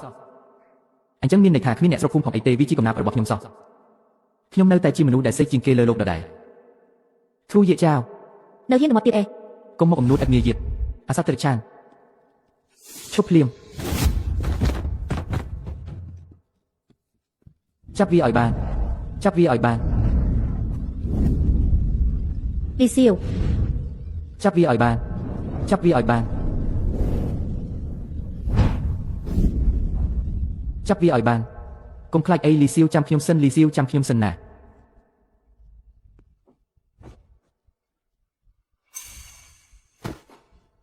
សូមខ្ចីស្រាមួយកៅពីអតីតកាលចាប់ពីពេលនេះទៅខ្ញុំនឹងមិនងាកក្រោយវិញឡើយ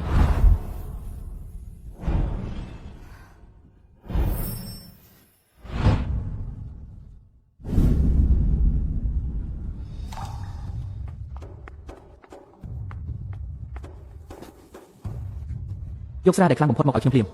លោកម្ចាស់ស្រាដែលខ្លាំងបំផុតនៅទីនេះគឺខ្លាំងណាស់មនុស្សធម្មតា កុំនិយាយច្រើនខ្លាចខ្ញុំគ្មានលុយបង់ថ្លៃស្រាមែនទេយកទៅ បាទលោកម្ចាស់ស្រារបស់លោកមកដល់ហើយ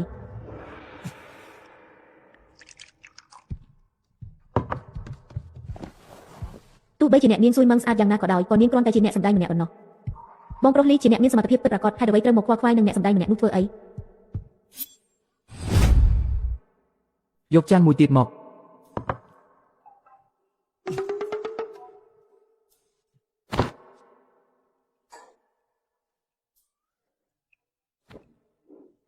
មិននឹកស្មានថាអញផឹកសោយដល់ថ្នាក់នឹងសោះរឿងប៉ុណ្ណឹងមានអីពិបាកចាំមើលខ្ញុំ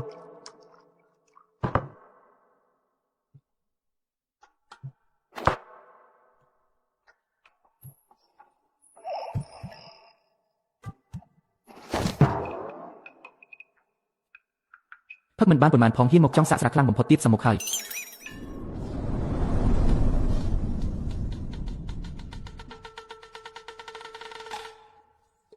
ចិនលោកម្ចាស់លីលោកម្ចាស់លីលោកប្រុសលីនេះគឺជាទឹកចិត្តបន្តិចបន្តួចរបស់លោកម្ចាស់អរគុណដែលលោកមានវ័យដែលស័ក្តិសិទ្ធិព្យាបាលជំងឺតឹងទ្រូងរបស់ព្រះនាងបានជាសះស្បើយសរុបទាំងអស់គឺប្រាក់110ដំឡឹងសូមលោកមេត្តាទទួលយកផង110ដំឡឹងកូនអ្នកមានមែនតែពុកគេរត់តែមានជាងទៅទៀតកំពុងតែខ្វះលុយធ្វើរោងជាងផលិតស្រារូអ៊ីលូផងអូយស្លាប់ហើយយប់មិញអត់បានទៅផ្ទះពេញមួយយប់សៀវហ៊ាននិងលីវរូអ៊ីប្រកាសជាដារោខ្ញុំស្លន់មិនខានទេ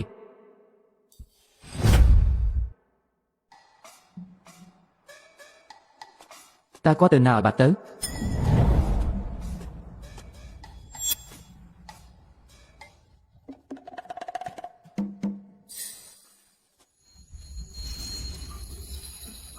អូនៅទីនេះទាំងអស់គ្នាមករៀបចំទទួលស្វាគមន៍ខ្ញុំមកផ្ទះវិញអធិកអធមលេះ កូនប្រសាតើលោកទៅណាខ្ញុំស្មានតែលោក អូយពិតមែនហើយមិនបានជួបគ្នាមួយថ្ងៃដូចបាច់គ្នា3ឆ្នាំអញ្ចឹង នៅស្គាល់ផ្លូវមកវិញដែរតើ តែមើលទៅចរិតមេធំទី2យើងមិនដូចបាច់គ្នា3ឆ្នាំសោះកូនប្រសាលោកត្រឡប់មកវិញហើយឲ្យរៀនពី3ក្បាច់ជាមួយមីងលូសិនអូយឈឺណាស់កូនប្រសាទៅណាឲ្យបាត់ពួកយើងដើររកលោកសឹងតែឈួតទៅហើយ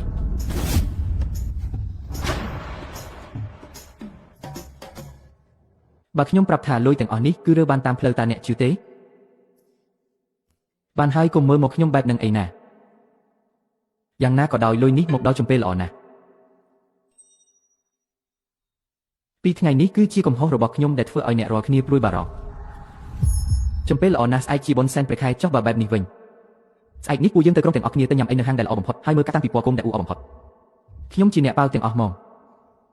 ពួកយើងដើរលេងឲ្យសប្បាយម្ដងទៅ ល្អណាស់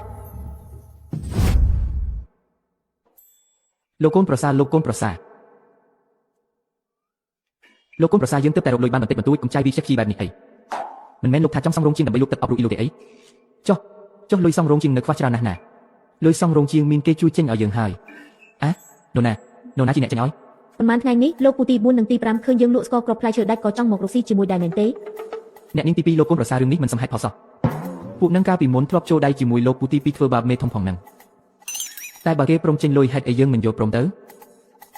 លោកកូនប្រសានេះវាដូចជាយកសាច់ទៅបញ្ចុកខ្លាអញ្ចឹងមិនសមតតែសោះ អញពិតជាគិតថាគាត់នឹងបណ្ដោយឲ្យគេចំណេញលើមែនទេ ខ្ញុំបានយកថ្លៃសិទ្ធិអាជីវកម្មពីពួកគេដើម្បីឲ្យពួកគេប្រើឈ្មោះនិងបច្ចេកទេសតកូលីវទៅរកស៊ីខាងក្រៅហើយបើកសាខានៅតាមតំបន់រៀងខ្លួននេះជាទ្រឹស្ដីមែនទេខ្ញុំចង់បានតែ 50% ប៉ុណ្ណោះប្រាប់មកមើលរវាងមិនចំណេញសោះនិងចែកឲ្យខ្ញុំពាក់កណ្ដាលតើពួកគេជ្រើសរើសមួយណា អូហូលោកកូនប្រសានេះពិតជាក្បាច់ខ្ពស់មែនដូចក្រវីដែលលើភ្នំហិមាល័យអញ្ចឹងទាំងបានលុយទាំងបានសង្សឹកហើយថែមទាំងបានប្រមានពួកអាថោកទាបទាំងនោះទៀតអញ្ចឹងហើយថ្ងៃនេះប្រកាសឲ្យខ្លាំងទៅរង្វាន់100ដំឡឹងក្នុងកម្មវិធីកំណាព្យឲ្យនៅពំឡានយេ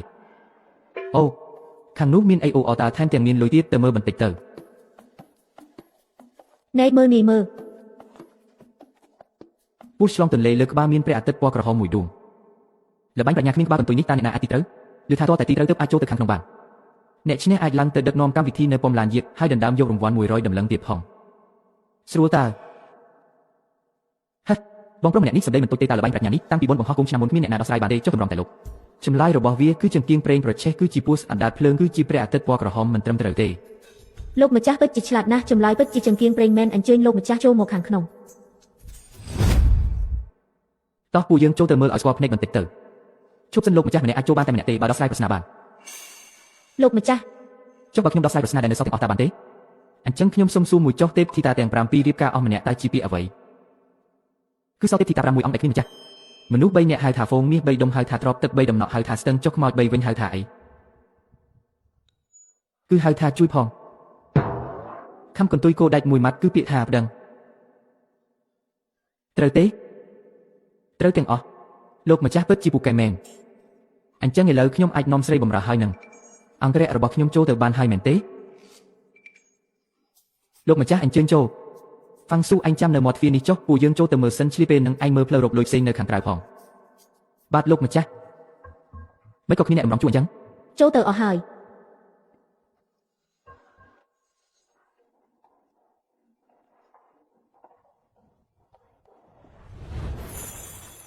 អូសេវាកម្មល្អដល់ហើយសំបីតែនំក៏មានអ្នកចែកជូនដែរ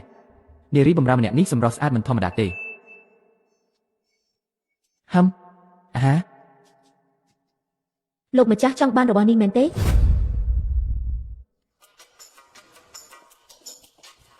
រួចរាល់ហើយមើលនេះទៅអរគុណច្រើនរូជីងឯងស្គាល់អ្នកប្រាជ្ញម្នាក់នោះដែរឬមិនដែលស្គាល់ទេចុះហេតុអីបានជាគាត់ធ្វើបែបហ្នឹងមិនដែលឃើញអ្នកណាដែលមិនប្រកាន់រោគពីបែបនេះសោះបងប្រុសជប់សិនបងប្រុសពិតជាលាក់មុខមែន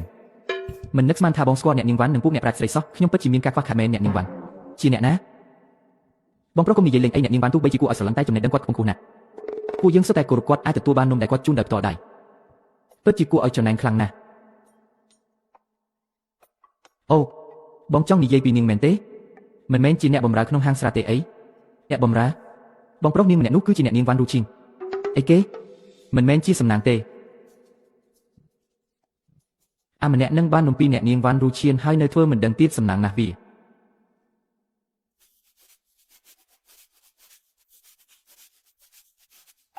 គឺឯងនឹងហើយអាំនោះខូចវាមិនត្រឹមតែលួចមើលអ្នកនាងវ៉ាន់ទេថែមទាំងធ្វើរឿងនោះដាក់អ្នកនាងស៊ុយម៉ូទៀតអាំនោះខូចវារកធ្វើអីហ្នឹងបើជាតិនេះខ្ញុំត្រូវបានអ្នកនាងស៊ុយម៉ូជាអញ្ចឹងម្ដងស្លាប់ក៏អស់ចិត្តដែរឬមួយម្ចាស់រូបរាងនេះគេងជាមួយគេហើយមិនឲ្យលុយអាថោកទៀតខ្លួនឯងសប្បាយហើយបែរជាទុកបញ្ហានេះឲ្យយើងទៅវិញយើងជាកំឡោះបរិសុទ្ធមិនដែលស្គាល់ស្នេហាផងឲ្យយើងធ្វើមិនទៅស៊ុយម៉ូកើតអីហ្នឹងបងស្រីគឺគាត់នឹងហើយជាអ្នកកំឡោះយប់នោះគឺគាត់មែនទេចាស់គឺគាត់នឹងហើយស៊ុយម៉ូហាសឹងស៊ុយម៉ូអ្នកជំនាញតាក់ទងនឹងសាសនាអ៊ីយ៉ាន180ក្នុងមួយកៅមិនមែនទេទោះយើងមិនផ្លាស់ប្ដូរក៏យើងនៅតែជាអ្នកស្រុកជាមួយគ្នាដែរមកហើយគឺជានាងតាកាលពីថ្ងៃនោះយើងស្មានថានាងក៏ជាអ្នកឆ្លងផងដែរដោយសារតែរំភើបពេកក៏ជ្រុលមាត់ញ៉ាំនាងទៅតាមពិតមិនមែនជំពាក់បំណុលស្នេហាទេតែជាការខ្មាស់គេខ្លាំងណាស់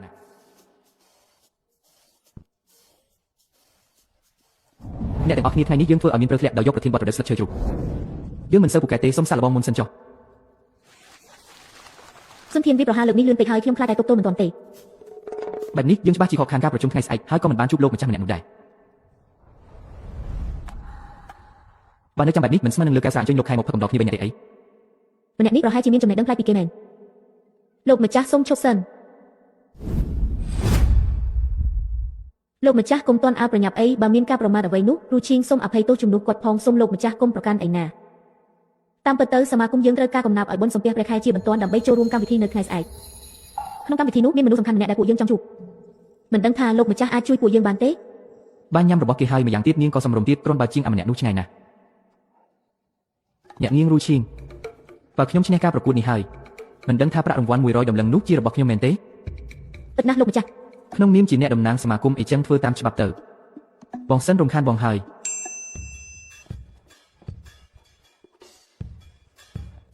ឯងនឹងហើយដែលចង់ចេញមុខជំនួសសមាគមនោះមកចុះថ្ងៃនេះយើងនឹងឲ្យឯងស្គាល់ថាអ្វីទៅជាកំណាព្យឲ្យពិតប្រាកដបើជាការប្រកួតបុណ្យសម្ភារប្រខែអីចឹងយកប្រធានបទនេះតែម្ដងទៅដើរឲ្យបាន10ជំហានត្រូវតែតែងឲ្យចប់កំណត់ពេលត្រឹមធូបមួយដាំឆេះអស់អ្នកទាំងអស់គ្នានៅទីនេះនឹងបានឃើញពីលទ្ធផល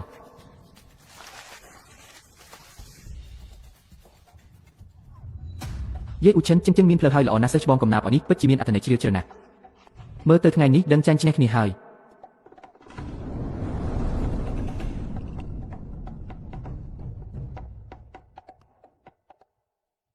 មិនកាត់ទេបើសរសេរកំណាព្យនេះចេញមកច្បាស់ជាត្រូវគេសើចំអកមិនខានត្រូវរកវិធីសិន ប្រហែលជាខ្លាចរហូតដល់ទាំងបាត់ហើយដឹង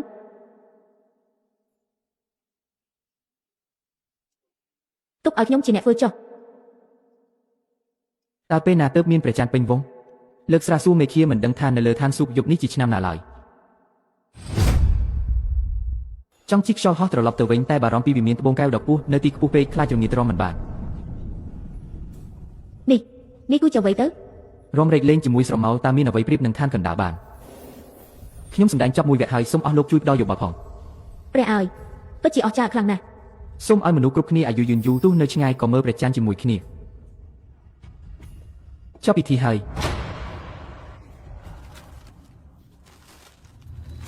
អូហូស្អាតខ្លាំងណាស់ដូចក្នុងសុបិនអញ្ចឹងស្នាដៃគំនូរនេះពិតជាមិនធម្មតាមែនពិតជាស្នាដៃទើបតាបេះមកមែន ចង់ជីកខ្យល់ហោះត្រឡប់ទៅវិញតែបារម្ភពីវិមានត្បូងកែវដ៏ខ្ពស់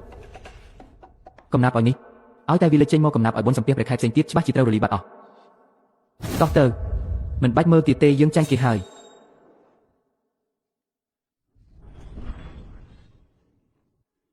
អ្នកនាងលោកឈឹងលើកនេះប្រហែលជាអាចឈ្នះប្រាក់10000ដំឡឹងនោះហើយមែនទេលីយេបើជាលីយេគេគឺជាមេដឹកនាំបកស្វានមិញលីយេ លីយេ ព្រះឲ្យលីយេ ឯងគឺជាលីអ៊ីមែនទេ អឺហេហេ មនុស្សខូចដូចជាឯងមិនក៏អាចជាលីអ៊ីទៅវិញ សុំទោសផងតែហាក់ដូចជាខ្ញុំពិតមែនហើយបទឈ្វីឆៅសៀនបទស៊ួយធៀវគឺថៅខ្ញុំសិនចៅពិតជាមានភ្នែកតែគ្មានប្រស្រីមែនខ្ញុំចាញ់ហើយចាញ់ដោយអស់ចិត្តតែម្ដង លោកម្ចាស់អ្នកមិនទាន់បានញ៉ាំបាយថ្ងៃត្រង់ផង អ្នកនាងរូឈីងចុះពេលនេះការប្រកួតចាត់ទុកថាខ្ញុំឈ្នះហើយមែនទេចុះប្រាក់100ដំឡឹងដែលយើងនិយាយគ្នាមិញនោះ លោកម្ចាស់ពិតជាពូកែណាស់ជួយសង្គ្រោះក្លឹបកំណាព្យអយុនអ៊ីនពីគ្រោះអាសន្នប្រាក់100ដំឡឹងនេះលោកម្ចាស់សំនឹងទទួលបានហើយគុណបំណាច់ដ៏ធំធេងនេះក្លឹបកំណាព្យអយុនអ៊ីននឹងចងចាំទុកក្នុងចិត្តជានិច្ច មិនអីទេយើងគ្រាន់តែជួយគ្នាទៅវិញទៅមកប៉ុណ្ណោះបើគ្មានការអ្វីផ្សេងទៀតទេពួកយើងសុំលាសិនហើយ លោកម្ចាស់លីអ្នកនាងរបស់ខ្ញុំគឺជាកូនស្រីលោកសេដ្ឋីចិននៅខាងត្បូងក្រុងគាត់ក៏សរសើរចំណេះដឹងលោកណាស់ចង់អញ្ជើញលោកទៅពិសាតែនៅថ្ងៃស្អែកលោកម្ចាស់លីអ្នកនាងរបស់ខ្ញុំគឺលោកម្ចាស់លី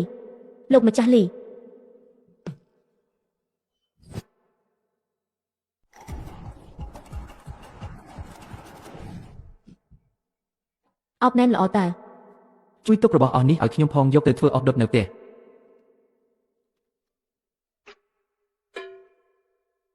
ឯងហាក់ដូចជាមានមោទនភាពណាស់ អស្អីទៅមានតែរឿងធំប៉ុណ្ណេះខ្ញុំគ្រាន់តែចង់រកលុយដោយសុចរិតត្រឹមត្រូវប៉ុណ្ណោះនរណាទៅដឹងថាកំណាព្យឲ្យមួយបត់នាំរឿងមកច្រើនយ៉ាងនេះតែយ៉ាងណាក៏មេទី2យើងនៅតែខ្លាំងប្រើតែមួយក្បាច់អាចជួយសង្គ្រោះខ្ញុំពីសេចក្តីទុក្ខបានបាត់ចាំខ្ញុំអាំងមាន់ព្រៃ10ឲ្យឯងហូប នរណាចង់ហូបមាន់ព្រៃឯងថ្ងៃក្រោយកន្លែងបែបនេះកុំសូវទៅពេក ទទួលបញ្ជាមេទី2ជូមែនតែនក្មេងស្រីម្នាក់នេះប្រច័ណ្ឌដល់ថ្នាក់កំពុកក្រទឹកខ្មេះអស់ហើយ នៅមិនទាន់ទៅទៀតចាំឲ្យពួកស្រីបំរើទាំងនោះដេញតាមមកមែនទេតើលោកអាចឡើងមកបានទេហា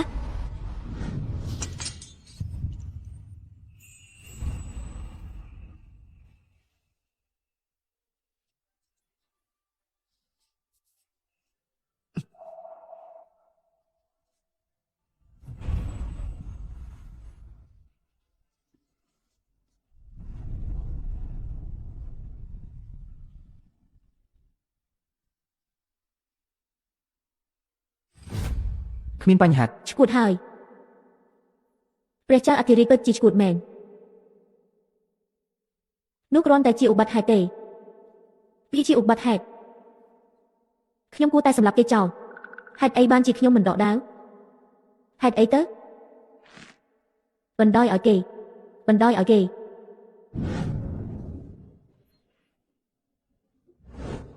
លីវរូអ៊ីឯងចប់ហើយឯងមកធ្វើអីហ្នឹង ខ្លាចមានអ្នកខ្លះអត់បាយនឹងណាបើឃ្លៀងខ្លាំងពេកទៅថ្ងៃមុខប្រហែលជាគ្មានអ្នកដុសខ្លួនឲ្យខ្ញុំទេ អ្នកណាគេចង់ដុសខ្លួនឲ្យឯងទៅបើឯងហ៊ាននិយាយរឿងនឹងទៀតខ្ញុំនឹង ចុះយ៉ាងម៉េចទៅសម្រាប់ខ្ញុំមែនទេអញមិនដាក់ចិត្តសម្រាប់ខ្ញុំទេវាមិនមែនជារឿងចិត្តដល់ទេ ឯងតើលោកចង់មានន័យថាម៉េច លីវរូអ៊ីរឿងនៅក្នុងច្រកផ្លូវកាលពីថ្ងៃនោះអ្វីដែលខ្ញុំចង់និយាយគឺទោះបីថ្ងៃនោះនាងមិនបានមកបុកខ្ញុំក៏ដោយក៏ខ្ញុំនៅតែរកលេខផ្សេងដើម្បីចូលមកចិត្តនាងដែរប្រយ័ត្ន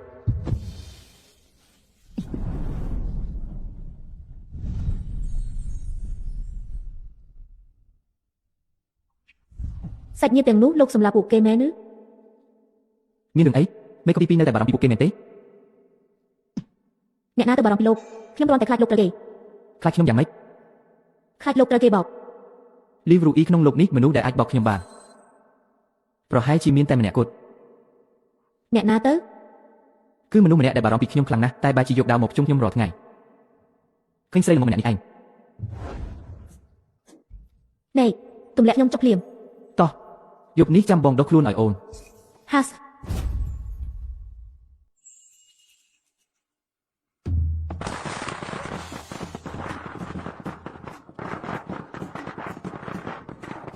អបអសាទរអបអសាទរទាំងអស់គ្នាណា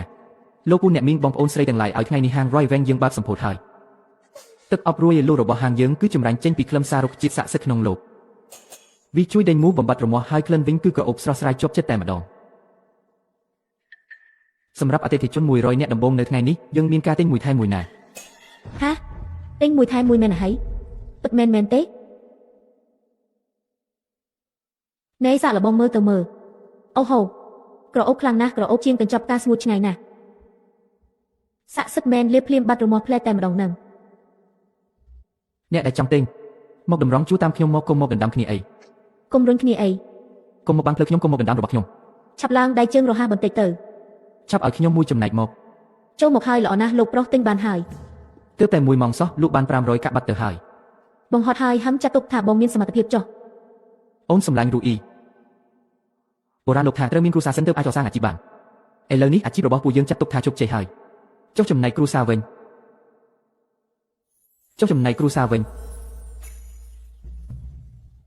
តើអ្នកទាំងពីរព្រមរួមរស់ជាមួយបងដើម្បីសាងគ្រួសារឲ្យកាន់តែមានសុភមង្គលដែរទេ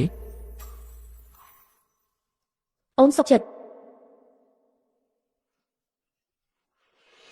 រអ៊ូច្រើនណាស់ មានន័យថាអូនយល់ព្រមហើយ ល្អណាស់លោកប្រុសអ្នកនាងធំអ្នកនាងទី2 តោះទៅគ្នាយើង ចាំសិនអ្នកប្រុស ចុះអ្នកទាំងពីរមិនក៏មកដល់ទីនេះដែរ អបអសាទរអ្នកប្រុសក្នុងថ្ងៃបើកខានថ្មីណា